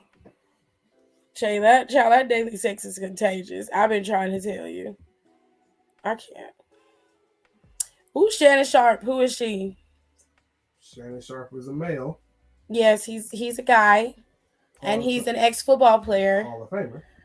Well, okay, he's a Hall of Famer, but he is an ex-football player. So it is something that you would not know. But I'm still curious as to why he would want to run a fade for the Memphis bitch. I'm very confused about that. Right. Like what happened? I have no idea what's going on here. Like Shannon Sharp, that's not even his sport. Sure. So what? I can see him going to the game because he did say John Morant is his favorite new player, but Uncle Sharp ain't the type to just try to run a fade with nobody less provoke. I mean, yeah, but like. Brandy, I need context. I need to understand because Shannon Sharp don't just get up and start fighting. So, like, what the fuck is going on? Mama say, mama say, mama kusa. Mama say, mama say, mama kusa. She said like a few minutes ago. Oh, they said bless you, babe. Thank you. They are playing the Lakers tonight in LA. Okay, so definitely see why he there. The way Rico don't be knowing shit is it's funny to me. What kind of dude named Shannon? What's his daddy's name? Harriet? First of all, don't disrespect Uncle Shannon like that. Don't do that. Secondly, it's bitches named Ashley out here. It is grown men named Ashley. I know a dude named Courtney. I do too. It's niggas named Jamie. I know a dude named Jamie. I know a dude named Ashley. Okay. Ashley and Jamie will fuck you up. Okay. Stop. Stop. Don't disrespect Uncle Shannon. Don't do that. You mind your business. Okay. Did anybody say nothing about Rhea looking like a goddamn zombie? About fucking. You know what? Ruby looked like a fucking zombie last Friday. And I was not here for that at all. Okay? She was killing me. Kayla said, bless you. Thank you. He said, I never said I was smart, you guys. No, you cannot claim that. That sounds like a movie villain's name. Definitely not a villain. Skip Bayless is a villain. Right. The ultimate villain. Because it's always fuck Skip Bayless in this household. Yeah. Fucking goofball. Also discovered a new type of people I hate at work. Rico, it's men out here named Courtney. He gonna say some there are. Yes. What the fuck is with you? Terrible. What is wrong with you? Right, Shannon is for the people. He said, "You've said that you were smart many times. I know men named Ashley, Jamie, Lauren, and Kelly. Then why are you worried about this man's name being Shannon? You see how you mad disrespectful. I'll shoot for Shannon, period. Aaliyah, watch your mouth. So why is Shannon and Courtney throwing you off? That's what I'm saying. Like, and there's a whole bunch of men named Whitney. Oh, I ain't never heard that before. That's new. That's a new one. That has popcorn. Yeah, he's up there.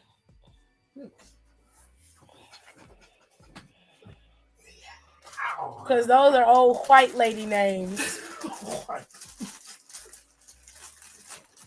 Shut up, Rico. The only person I know Shannon to fight on site is Skip, draw to reverse Bayless. She said Skip, draw to reverse Bayless. Brandy said he was talking to, I think, Dylan Brooks. Then, what? The Samoan dude? What happened? Samoan dude? She talking about Stephen. Stephen Adams not Samoan. He's from New Zealand. Yeah. He said dude got in Shannon's face. Then John Morant dad tried to fight him.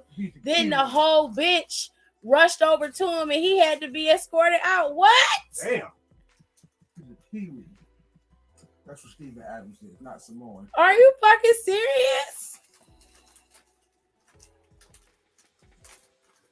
Wow. Something about that don't sound right. I need context. That should be on Twitter right now. I'm pretty sure the video floating around somewhere.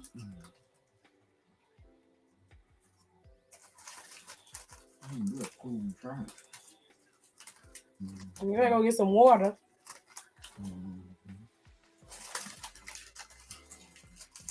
Well, Shannon Sharp is a LeBron fan, so Right.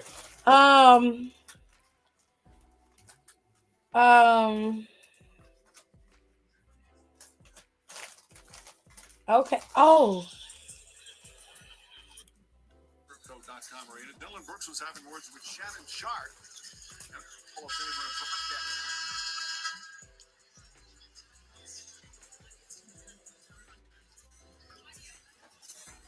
You see Stephen Adams comes over.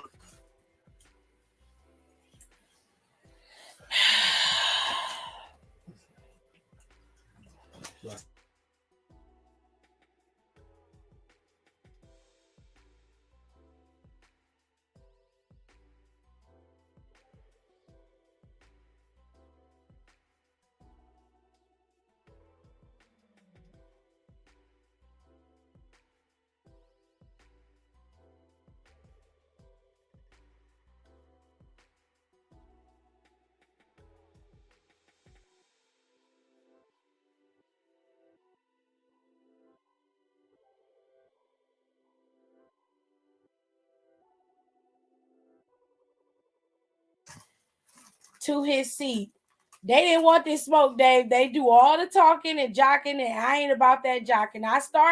It started with Dylan Brooks. I said he was too small to guard LeBron, and he said, fuck me, and I said, fuck you back. He started to come at me, and I said, you don't want these problems. Then John came out of nowhere talking. He definitely didn't want these problems. Then the dad came, and he obviously didn't want no problems, but I wanted anything that they had. Don't let these fools fool you now. I'm sorry, but I believe Uncle You better Shannon. leave that man alone. Dylan Brooks has had an issue with LeBron. I Oh, yeah, since believe he been in the league. I believe Uncle Shannon when he said that. LeBron told him because he liked to chirp and talk shit. Yeah. LeBron told him, he said, you're not hooping. You keep trying to talk that shit to me. Like, this is me. Like, you're not going to keep playing with me like that. And the very next play, that nigga dunked and posterized Jaren Jackson Jr. He's trying to quit fucking with me. That side I take. I ain't know shit about you. Take the cake. Niggas named Morgan too. What? Well, there is somebody named Morgan. I know somebody named Morgan. That's Hell, a dude. hell, we got the most famous Morgan of all time. He been old since we've been alive. I mean, that's an old white woman's name too now. If we gonna be real. Morgan Freeman been 70 for 40 years. For real. Y'all go to hell. Last night I was watching 1987 NBA All-Star game. When I tell you that nigga Moses Malone was like 28 in that game, that motherfucker looked 50 years old. Stop. All them young niggas, when niggas was young in the 70s, them niggas looked every bit of 40. Well, you gotta remember, 70s was a different time back then. So there's a lot of shit that they was doing while they was playing in the NBA that you can't do now. I can't say anything about names.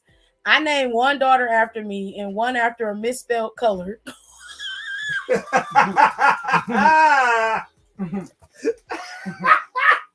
that? Oh, shit. You name your daughter Blue, B-L-E-U? Yeah. Jazz. Blah.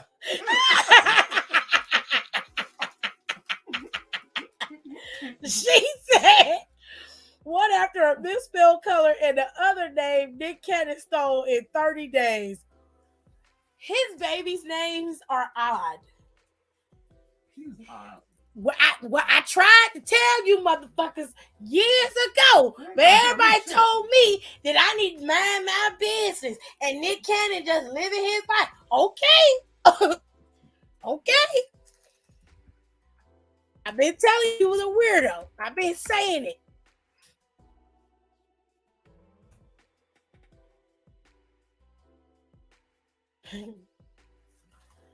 Powerful Queen. Zen passed away. Moroccan Scott, Monroe Cannon, Legendary Love, Golden Cannon, Onyx Ice Cold Cannon. Y'all hear what I said? I heard what you said. Onyx Ice Cold, Zillionaire, Zion. I don't know how to say that. Chris, how you say that? How you say that? Zion. Mixolydian. Mixolydian, that's how you say that? Mixolydian. Okay.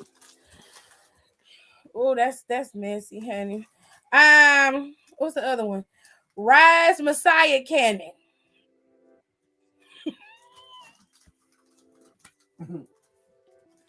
That baby named Rise Messiah.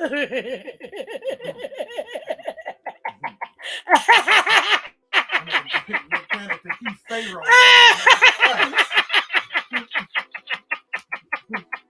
Pharaoh.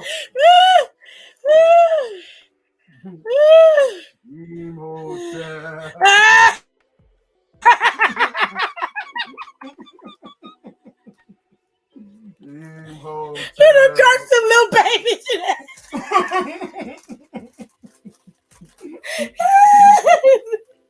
You didn't have to curse them cheering like that. Knocks to the moon and Imhotep down there. Name my damn babies Christian Winter and Chloe Summer. It's close. Man. Get out. Get out of my room. I always gotta get out of my Caucasian house, Christopher. Get out. I question that too. Don't start that bullshit. Saying. I'm not playing with either.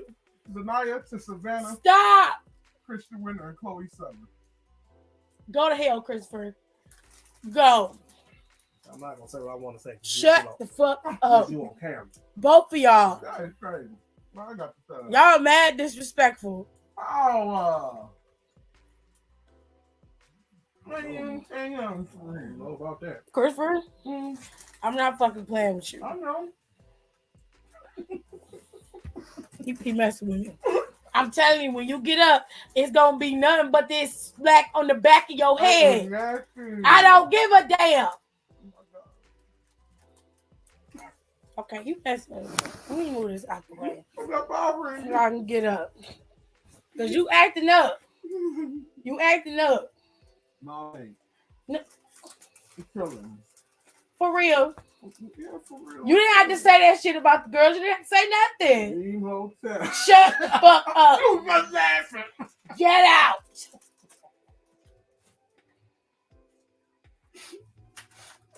Okay. I'm not playing with you. I ain't say nothing. I know you, Christopher. Oh my God. Stupid ass.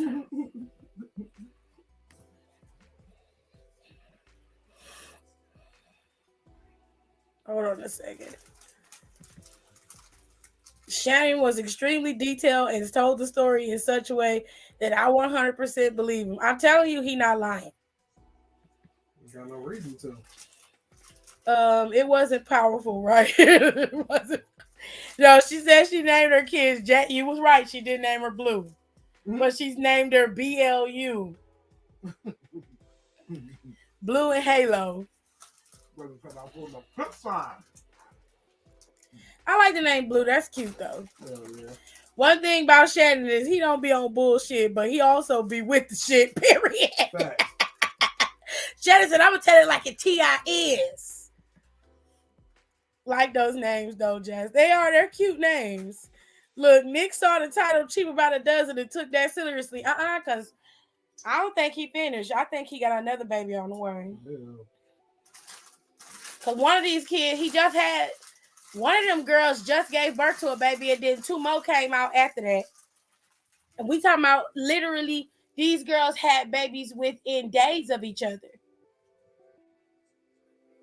They was very close for comfort.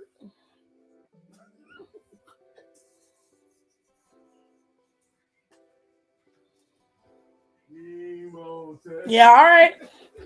I'll be seeing you, Chris. Yeah, I'm coming in there. Why I can't? Oh, nice. Leave you alone. Oh, he think it's a game.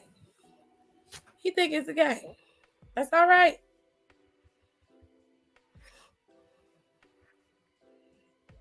When I was younger, I wanted my daughters to have boy names. See, I did too. Gerard doesn't want to do that. I said if we had a daughter, I wanted to name her James, and he doesn't want to do that.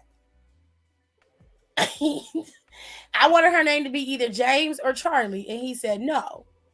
And I was like, I like those names for a girl. He said, those are boys' names. You're not naming my daughter after no boys. And I'm like, first of all, they'll be my child too. So I wanted to name my daughter a boy's name. I just liked that. I thought that was so cute. I like James for a girl. I thought that was cute.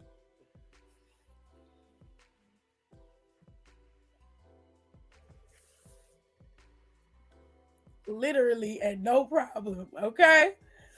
Even more so, the baby name is Rise Cannon. I just can't believe it. Rise Cannon.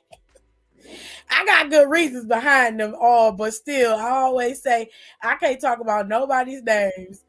Well, bitches in the hood have done worse, yes. James is wild, Tiffany. I think that is a cute name for a girl. I think that is so cute. Like ABDCE.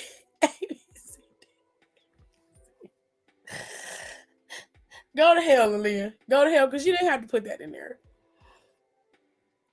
Charlie is cute. I was going to spell it this way.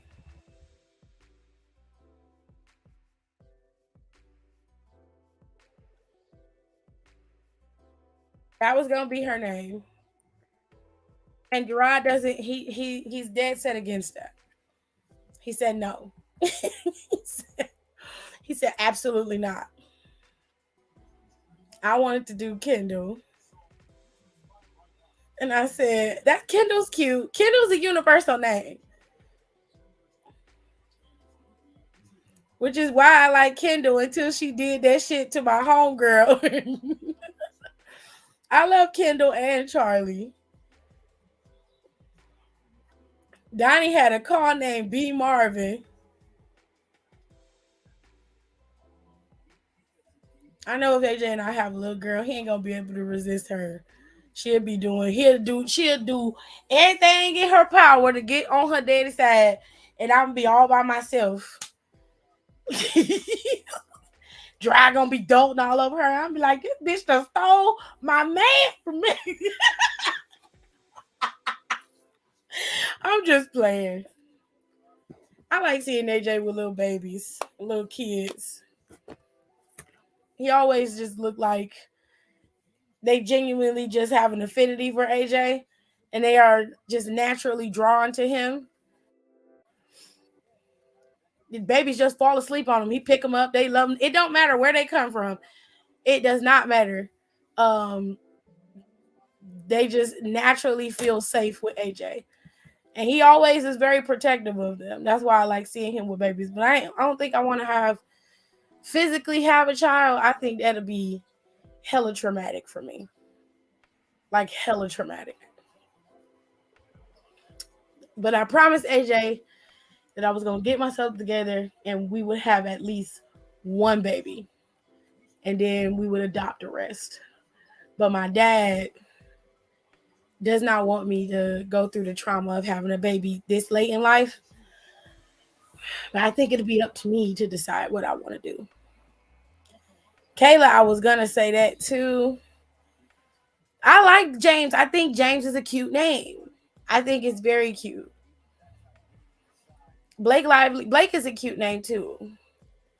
This girl on Maury named her daughter ABC. I can't even say it right. I still think the funniest name I seen on Maury, Lady Dog. Erica. No, she named it was Erica, but it was spelled Erica. Yeah. It was pronounced Erica, but it was spelled Erica. Like, bitch, that's Erica. That ain't Erica. That her name is Erica. And I remember she was one of them hard bitches too with that big ass dome. The natural birth kids. The way your name was spelled, you gotta be. She was one of them whore bitches. Niggas was giving you the blues all through school. I wish you would say my name. I'll beat the shit out Oh, you. I love Dylan. Dylan is such a cute name. That is another name that I think is absolutely gorgeous. Carson's cute, but I think Carson I don't know if I could name a girl Carson. It's cute though. Dylan is a cute name. I love Dylan. Dylan and Devin, those are cute names for girls. My niece by proxy's name is Carson Lynn. Oh, the way she spelled it is cute. Yes, Rico is spelled just like this.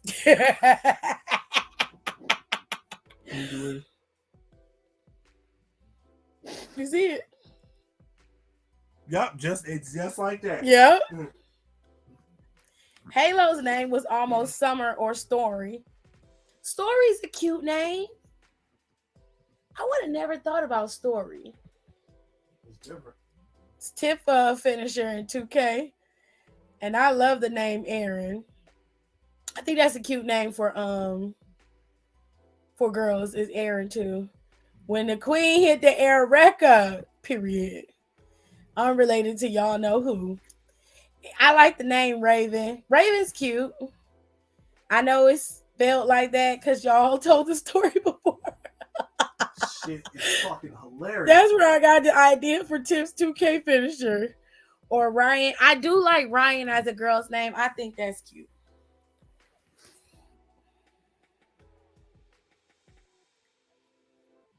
Beth and Edge named their daughter Lyric. That's cute. That's a pretty name for a girl. Lyric. That's pretty. All right, y'all. So we're going to read Am I the Asshole? Shannon Sharp out here about to fight. Uncle Shannon.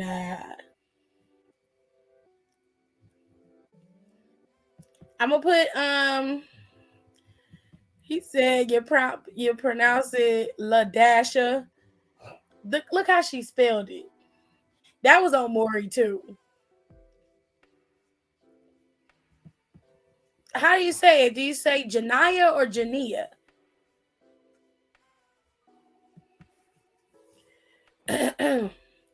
Story because I'm a writer and because I'm weird, obviously. I don't think you're weird. I think your names for your girls are pretty. I really do. All right. So this one is an Am I the Asshole post. Don said I used to call somebody that was a Coke joke.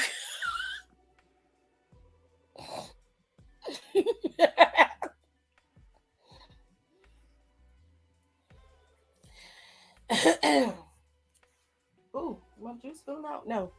Let me get something to drink, y'all.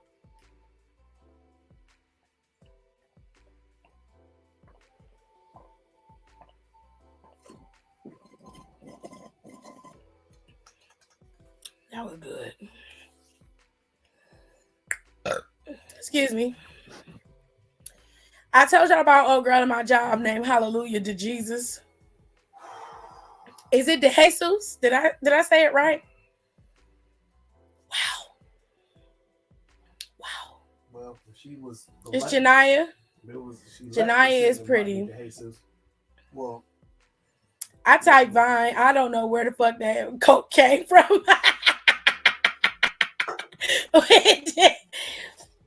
That was her actual name, Rico.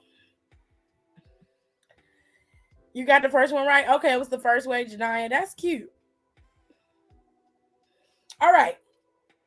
His first Am I the Asshole post says, Am I the asshole for calling my sister cruel for her tattoo idea? My sister is 28. I'm 26. He's also a male. Hold on a second. Ariel Kendall Moore is the name I want to use. Oh, that's cute. Yes. That's Glorilla middle name. Glorilla is actually pretty cool. She a little ghetto, but she cool. I don't really like her flow too much, but I ain't mad at sis come up. Gloria Hallelujah is her name, child. Po Glorilla. Po Glorilla. Anyways, it says, my sister has always had a strained relationship with our parents, especially my mom.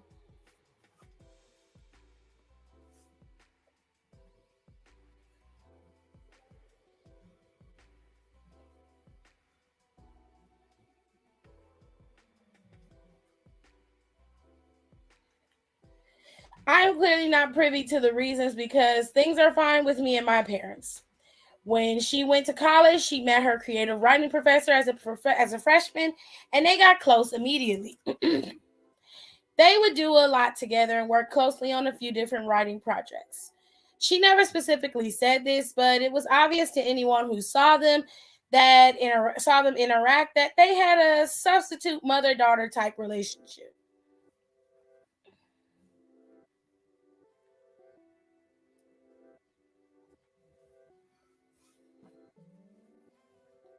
Which hurt my mom a lot, I see. I always thought she'd grow out of it or that the professor would move on, but 10 years later, they're still very close. About a month ago, the professor died unexpectedly, and it devastated my sister. She was really depressed over the holidays, which of course was all in front of my mom, and was a difficult reminder that she loved the professor as a mother way more than she ever loved my mom as a mother. She still talks to my parents and stuff, and they don't fight or anything, but she is very distant and doesn't tell them anything about her life beyond the bare minimum. My mom tried to confront her, but she was doing her distant thing and didn't want to be comforted. Something unfortunate that happened to Ann is that when she got the call that she died, she was brewing tea. And the shock of the news, she spilled boiling water on her arm, which burned her kind of badly on her wrist. I think the burn was like on borderline second and third degree and definitely still looked pretty rough during the holidays. She said it was especially hard because in addition to the physical pain, every time she looks at it, it is a reminder of the moment she found out the professor died, which I totally get. I was on FaceTime with my sister and she said she talked to her tattoo artist friend who said that the burn should be able to heal well enough to get a tattoo over it. She then excitedly told me about her idea, which is a type of flower that the professor gave her a bouquet of for her undergrad graduation. My mom was so embarrassed that day because she didn't get and my sister any flowers, but the professor did. And she was parading them around so happy, and it was a reminder of their connection. I guess my sister and the professor exchanged those flowers for every special occasion like birthdays, etc. So now she wants to get a decent sized tattoo in a highly visible spot of something that will remind everyone of the professor. I told my sister that this seemed really cruel to my mom, who already feels cast aside and like she's in exile from her. And that's without the constant permanent reminder. My sister kind of scoffed and said, I can't believe you think you have the right to tell me not to do this. Called me an ass and hung up. And is still not talking to me except for a very brief text saying congrats for a promotion I just got. My parents aren't commenting. My dad said I should have just kept quiet, even though he agrees. And my mom made no comment but seemed very grateful that I stood up for her. I feel like I was just being protective of my mom. But am I the asshole? Here's the problem I have with this post.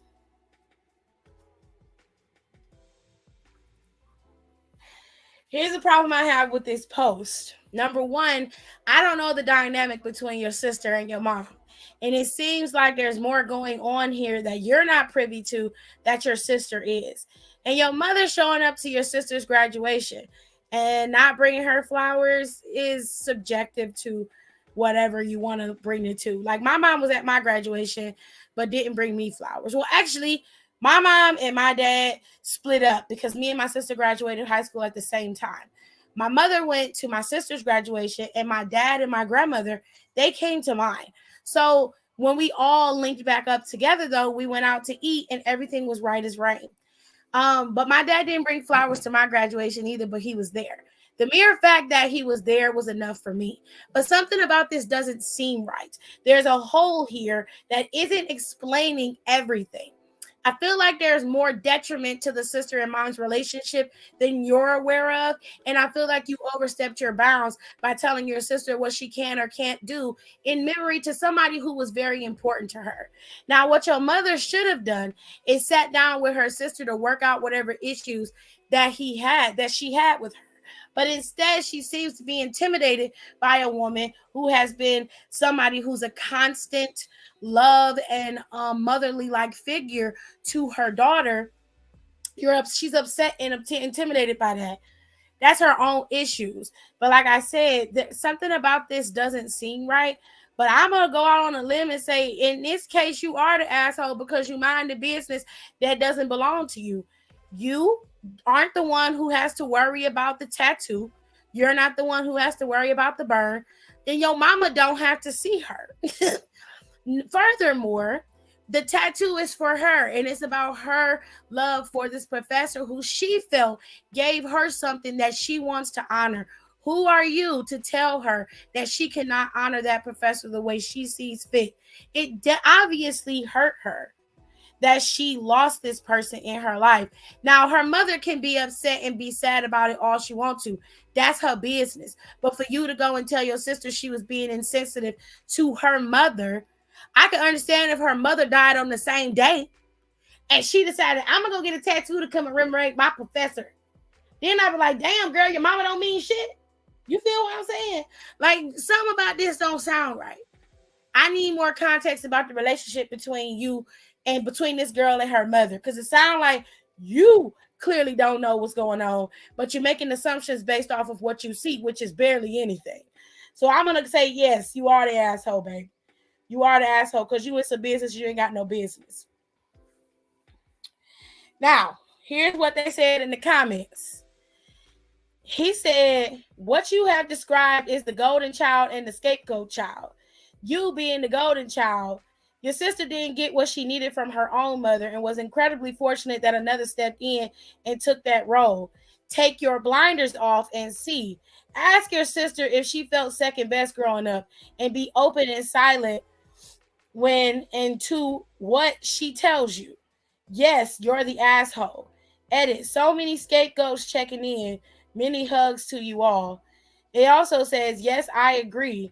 Not much else to say other than it's okay for people to have meaningful connections to humans in life who aren't their parents and honor them in the connection that they have. However, they want what they want is not her problem to deal with, her mother's pain and feeling left out.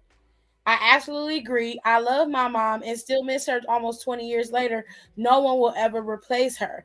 That didn't stop me from forming deep relationships with the senior on my street who I like to call herself my second mom. To me, that relationship was incredibly special. But it never took away from what I had with my mom. I miss them both. You're the asshole, fam. Because you overstepping your bounds telling your sister what she can and can't do. Then on top of that, you trying to gaslight her into feeling bad about somebody who meant something to her when your mama probably praised you, showed up to your graduation, and gave you all the love and admiration you needed. And this woman showed up and didn't really have nothing for her. You know what I'm saying? Something about this don't sound right. It don't sound right. I'm missing a lot. It's missing a lot.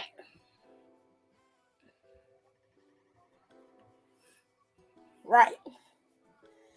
This is probably how my siblings look at me. What? Yeah, it's some hoes. Everybody have everybody can be in the house or have the same parents but different experiences. That's why I always ask. It's her body, she'll do what she wants. I literally just read something today about how siblings can have different relationships with their parents, whether or not some trauma happens. But OP should have honestly minded their business. Did you order the book that my sister wrote off Amazon yet? No, I did not order it. It's in my book orders though. Sorry, dude. You're the asshole. Mind your fucking business. Moving on. There's a Reddit post called Relationship Advice. This person needs relationship advice. Oh my god.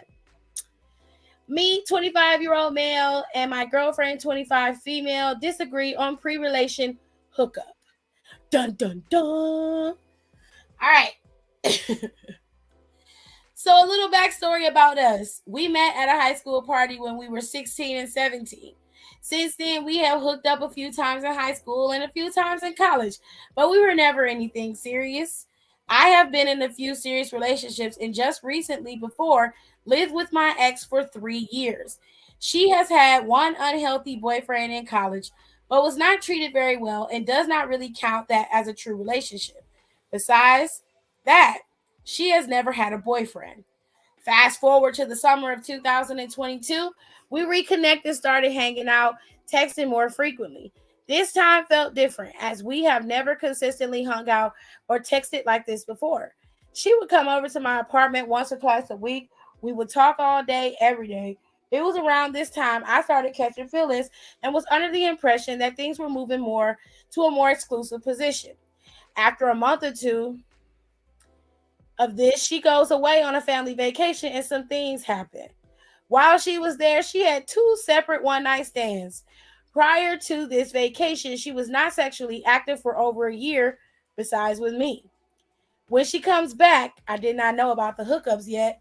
She invited me to help her move some stuff from her old college apartment. I thought this would be a lot of fun and a confirmation she was feeling the same way about me, as this was a few hours away and we would be spending a whole weekend together. While we were there, I felt the timing was right to ask to somewhat put a label on us and ask if we were exclusive. This definitely caught her off guard. Oh my goodness. As she did not give me a straight response. This left me a lot of questions and kind of put a damper on the rest of the trip.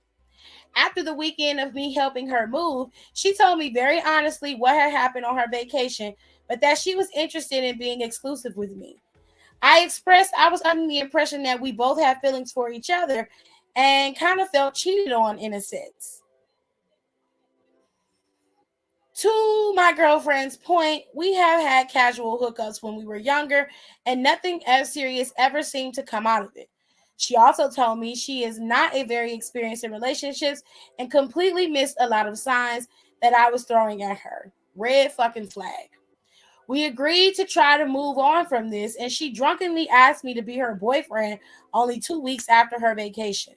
I drunkenly said yes, and we confirmed it again in the morning when we were in a more correct mindset. I was going to try to put this behind us, but because she's an amazing person and we share many hobbies and interests. After 5 months of us officially dating, I can honestly say I love her and we get along great. The only problem is I cannot seem to shake this vacation thing. This past week, I have asked her for some space to really sit in my emotions to try to find an answer for us. We're planning on meeting up tonight to come up with a conclusion, and I still feel hurt, but being without her hurts just as much. I feel like she did not technically do anything wrong, but it is one of those scenarios where I either need to accept it and move on or end the relationship. I don't feel it's fair to keep making her relive this simply because I am not over it. TLDR. My girlfriend hooked up with two people 2 weeks before we officially started dating, and it hurts me to think about.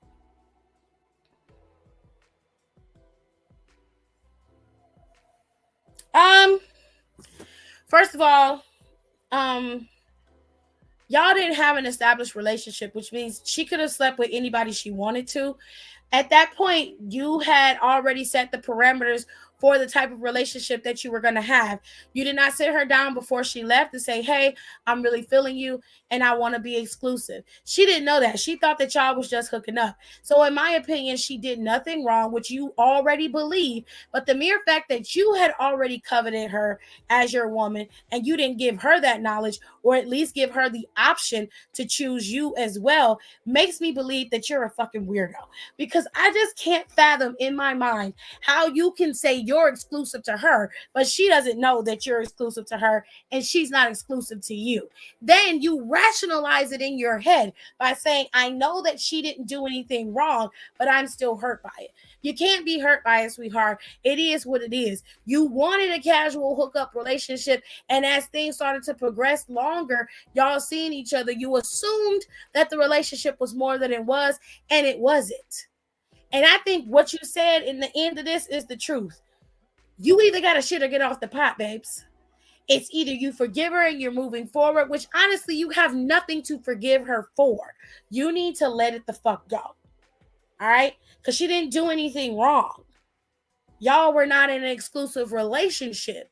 You guys were friends with benefits, and then you solidified your exclusivity in a drunken stupor. And then after that, you made it official that you were in a relationship. And then 5 months later, you're too much of a wimp to let it go. Huh. Something tells me if the tables was turned, you would expect her to let it go, but I'm going to leave that where it is. I'm going to tell you simply, if you don't get your shit together and act like you got some fucking sense, you're going to lose your girlfriend. And rightfully so, because it's your fault why she didn't know that you guys were exclusive or that you wanted to be exclusive. It's your fault that you didn't communicate your feelings to her. She's not a fucking mind reader. She's only going to know what you tell her. So for you to be sitting up here, up at night, upset, crying and whining because this girl has sex with two other people while on vacation, which she's free to do because she's single and doing what she wants to do. It was your choice to remain celibate and do what you wanted to do. Okay? Leave that girl alone. If you're not going to accept the parameters of the relationship that's been established, then you need to leave her alone. You shouldn't have even been with her for the last 5 months if you weren't going to be able to take her sleeping with other people. Like, grow up. Damn.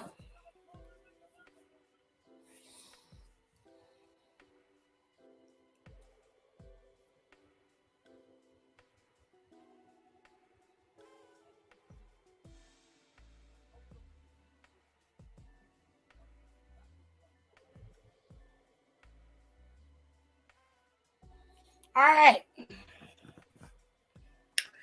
We are moving along. Let me put y'all comments in here for that one. Heard on. Rico said, after months, yeah, babe. After months. That's odd. She didn't do anything wrong technically or directly, period. He sounds very insecure. Y'all weren't together. Get over it. Well, it is. Am I the asshole? Am I the asshole for posting the reasons that I excluded some people from my child-free wedding?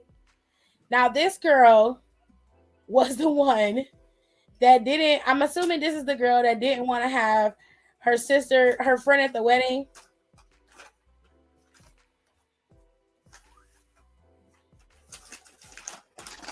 Okay, so I'm going to read this. I still have food in there, by the way. Oh, okay. All right. It's so kind of heavy. That's something up again? My sister got married last summer and she had a very elegant and beautiful wedding and reception planned. It was child-free. She sent a gracious note to everyone who sent their regrets and thanked them for understanding her desires for her wedding and respecting them enough to RSVP in the negative. She also invited them to a party later that summer at her home if they wanted to take pictures with her and her wedding party in their fancy clothes. I thought this was well handled and classy. Several people did not understand the meaning of child-free and brought their kid anyways. One screamed through the ceremony, and the mom would not leave the chapel because she did not want to cause a fuss. There were no problem extra places for them at the reception. So I guess she meant no extra place settings at the reception. So their parents had to share their food with them. The worst was the kid that wanted a cupcake off the table the wedding cake was on. He lost it, tipped the cake on the floor, and my dad saved it, but there was a handprint on the lowest tier and a lot of cupcakes hit the floor. All in all, it was 4 families that brought uninvited children.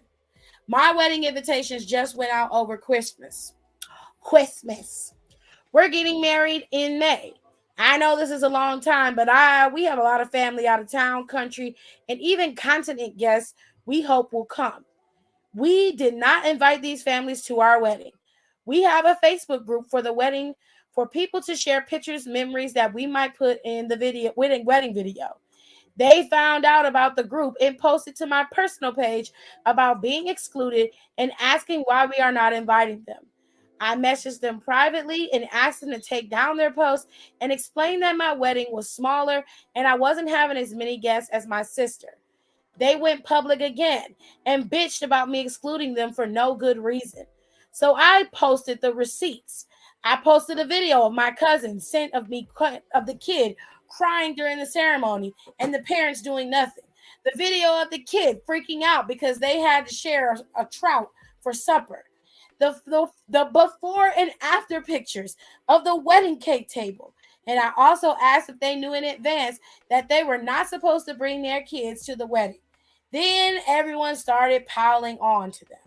I guess there was a lot of stuff I missed, including one of them changing a kid on the table with the guest book because the closest bathroom did not have a baby station. Now they're all calling me an asshole for embarrassing them for having children and wanting to be a part of family events. I said that they could not understand why rules were in place and that this is why they were not invited. My uncle posted about how embarrassed he was that his daughter was one of those entitled jerks and offered to pay my sister for the cake that got wrecked. He had been unable to attend and hadn't heard about the cake. Am I the asshole? Hell no.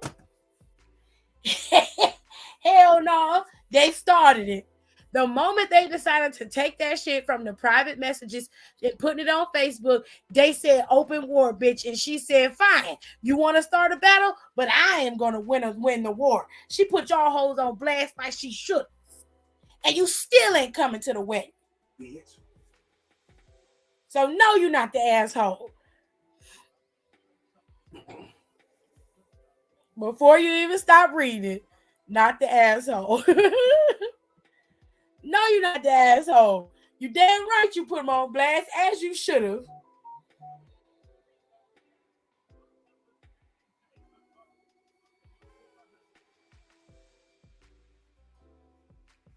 Hold on.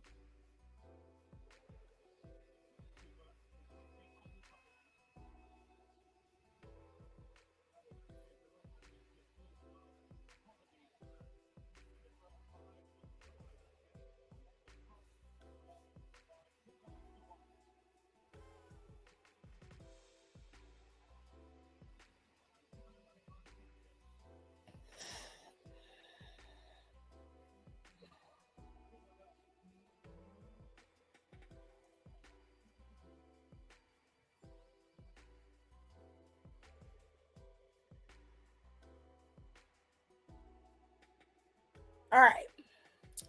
They had the day they deserved. When she outed them on Facebook, they got what they deserved. Period.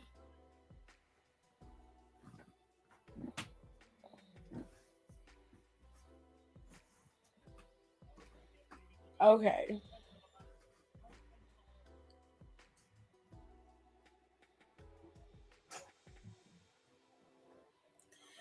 All right, I'm gonna give y'all one more and then I'm gonna be out your hair. And I'm gonna record a few more Am I the Asshole posts for the podcast. And I will put them up because they seem to be more entertaining for the podcast. And I think I'll stick with that genre. But y'all gotta make sure y'all share my podcast for me, please. It is the KTT with Tiffany E. I am gonna be covering other topics, but I'm gonna be doing these Am I the Asshole relationship advice posts because they seem to do well in the podcast format. So that's what I'm gonna roll with. Okay, the rest of the stuff is down for the count exclusively. So I will definitely be posting with the girls on Down for the Count. That is Down for the Count, and here is the info for Down for the Count. Y'all can always follow us on our socials. The next podcast will be recorded after the Royal Rumble, and I can't fucking wait because the Royal Rumble is going to be so much fun. But y'all make sure y'all follow both the podcasts, all right? And I'm getting ready to put a new podcast up about music with Donnie and Rico, which I really think people will enjoy. We're giving our top fives pop artists and R&B artists from 2005. It's going to be an interesting time on that one. So here's my last Am I the Asshole post for y'all, and then I'm going to get out y'all hair, okay? Am I the asshole for ruining my friend's gender reveal? My 27 female friend, 29 female friend is pregnant. She wanted to go to a gender reveal. She wanted to do a gender reveal. So at her 20-week ultrasound, she got the ultrasound technician to write the gender on a piece of paper, put it in an envelope, and gave it to me. She wanted me to order those smoke cannons for her husband, and her kids. And she wanted her husband and kids to pop at a photograph session to reveal what their baby is going to be. Personally, I don't see the point in them, but it made my friend happy, and I felt honored that she trusted me with such a secret. When she handed me the envelope, she made me swear that under no circumstances I would tell her what it is, no matter how much she begged or tell anyone. I agreed. Fast forward, I've had this envelope for 2 weeks now. I ordered the cannons. The gender reveal is in a few days. For the past 2 weeks, my friend hounded me with texts, begging me to just tell her what it is, but then following up with actually, no, I don't want to know. And it's just been going back and forth. The texts were annoying, but I just ignored it and understood she was just excited. But the past 3 days, she has begun hounding me at work. I work an office job, and I'm in and out of meetings all day. After the first day of a call into my work, I asked her to please just chill out and stop calling me at work. I reminded her that she made me promise not to tell her, and she'd find out soon enough. Here is where I may be the asshole. I was having a crappy day at work with a particular client being a giant asshole. He's a giant pain in the ass, is what she said. I was stuck in a meeting with this client, and the receptionist stuck her head in and said I had an urgent phone call, thought it may have been my kid's school, so I excused myself and took the call. It was my friend, air quotes, again. I just snapped and told her if she wanted to know them so badly, it's a boy, and then hung up the phone. Sorry.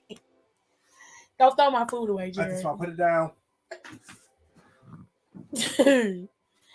Don't yell at me. And then I hung up the phone. My husband thinks I'm in the right because there's only so much one person can take. But our mutual friends are calling me the asshole because I should have just kept my mouth shut. So, am I the asshole? Man, fuck them hoes. You should have kept calling. First of all, I would have told the receptionist not to let her call me no more. Anytime this bitch call me, I'm in a meeting. I can't be disturbed. Secondly, why the fuck would you give her the information and then hound her for weeks on end? Like, you asked for it. I'm going to say you're not the asshole because She shouldn't have been hounding her like that. And there is only so much a girl can take. After a while, a bitch just get tired. Okay. Now I don't see how I can't in good conscience say she an asshole. I can't. Because it's at this point, I'm being hounded and harassed while I'm at work. Now, if I was calling her at home every single day while she's sitting up eating and shit, she gonna be mad at me because I'm irritating her. But she hounded me with text messages, phone calls, calling my job. So my damn secretary is coming into my meeting and getting on my damn nerves. Bitch, what the fuck is wrong with you? Grow up. Grow up. Okay? Damn. Don't start this shit again. Donna said, yeah, that was an asshole thing, but she definitely deserves that. I don't think she was the asshole. Calling her at work, absolutely not. It was wrong, but not the asshole. I'm gonna say she's not the asshole. But I'm gonna keep this going on the podcast. I think I have one up right now. I have one up that's got like it's got a Twitter story on there that I thought was fucking hilarious. And I also have some Am I the Assholes up. I have some pre-recorded Am I the Asshole stories and relationship advice stories. And I'm gonna do a couple more tonight so I can have some stuff pre-recorded and ready to roll. And so that's gonna be it. But I am happy I got to talk to you guys for a couple hours. Okay. He said it was, but it was justified, period. So I'm happy I got to talk to you guys for a couple hours. Smackdown was pretty decent today. If you didn't see it, you really missed out because I'm telling you, that Bloodline story, Chef's Kiss, whoever took it over during Sami Zayn's revival of the Bloodline really, really brought it back to life, really helped Roman and the Usos and them regain some traction at being at the top of the mountain. Because honestly, if Sami hadn't been brought in, it would have been time to drop that title off of Roman months ago. Okay? Like Clash at the Castle should have been the last time we seen the Bloodline together. Okay? But Sami was able to bring it all together along with Solo. So we got to respect that, okay? Next year, it'll be going on 3 years that these motherfuckers been running around just terrorizing the WWE. We got to have some reprieve somewhere, please. With all that being said, y'all make sure y'all follow me over on Instagram. If you want to get the commentary, I do commentary every week. Make sure y'all follow me over there. I don't really have tiki-takis when it comes to wrestling at the moment. But you know what? I might make one. No, there were no women's matches on the show tonight. So, unfortunately for you, Rico, there was nothing for you to see. Any whoosies? Yeah, there weren't any women's matches on the show. They were focusing on the tag team tournament and the Bloodline storyline. To their credit, I didn't see anything wrong with that. I mean, they could have slipped the women's match in there. Maybe if they hadn't had the first match of the night so long, they could have slipped a women's match in there. But honestly, I mean, I didn't miss anything. There was a women's segment, but there was no women's matches. And I think all the women's matches were dark matches because Sonya was dressed to fight, as was Charlotte, but they did not compete. I don't think they fought until after the camera stopped rolling. With all that being said, I will see you guys on Monday for Raw 30. I hope you guys enjoy your weekend, and I'll see you guys next time. Bye.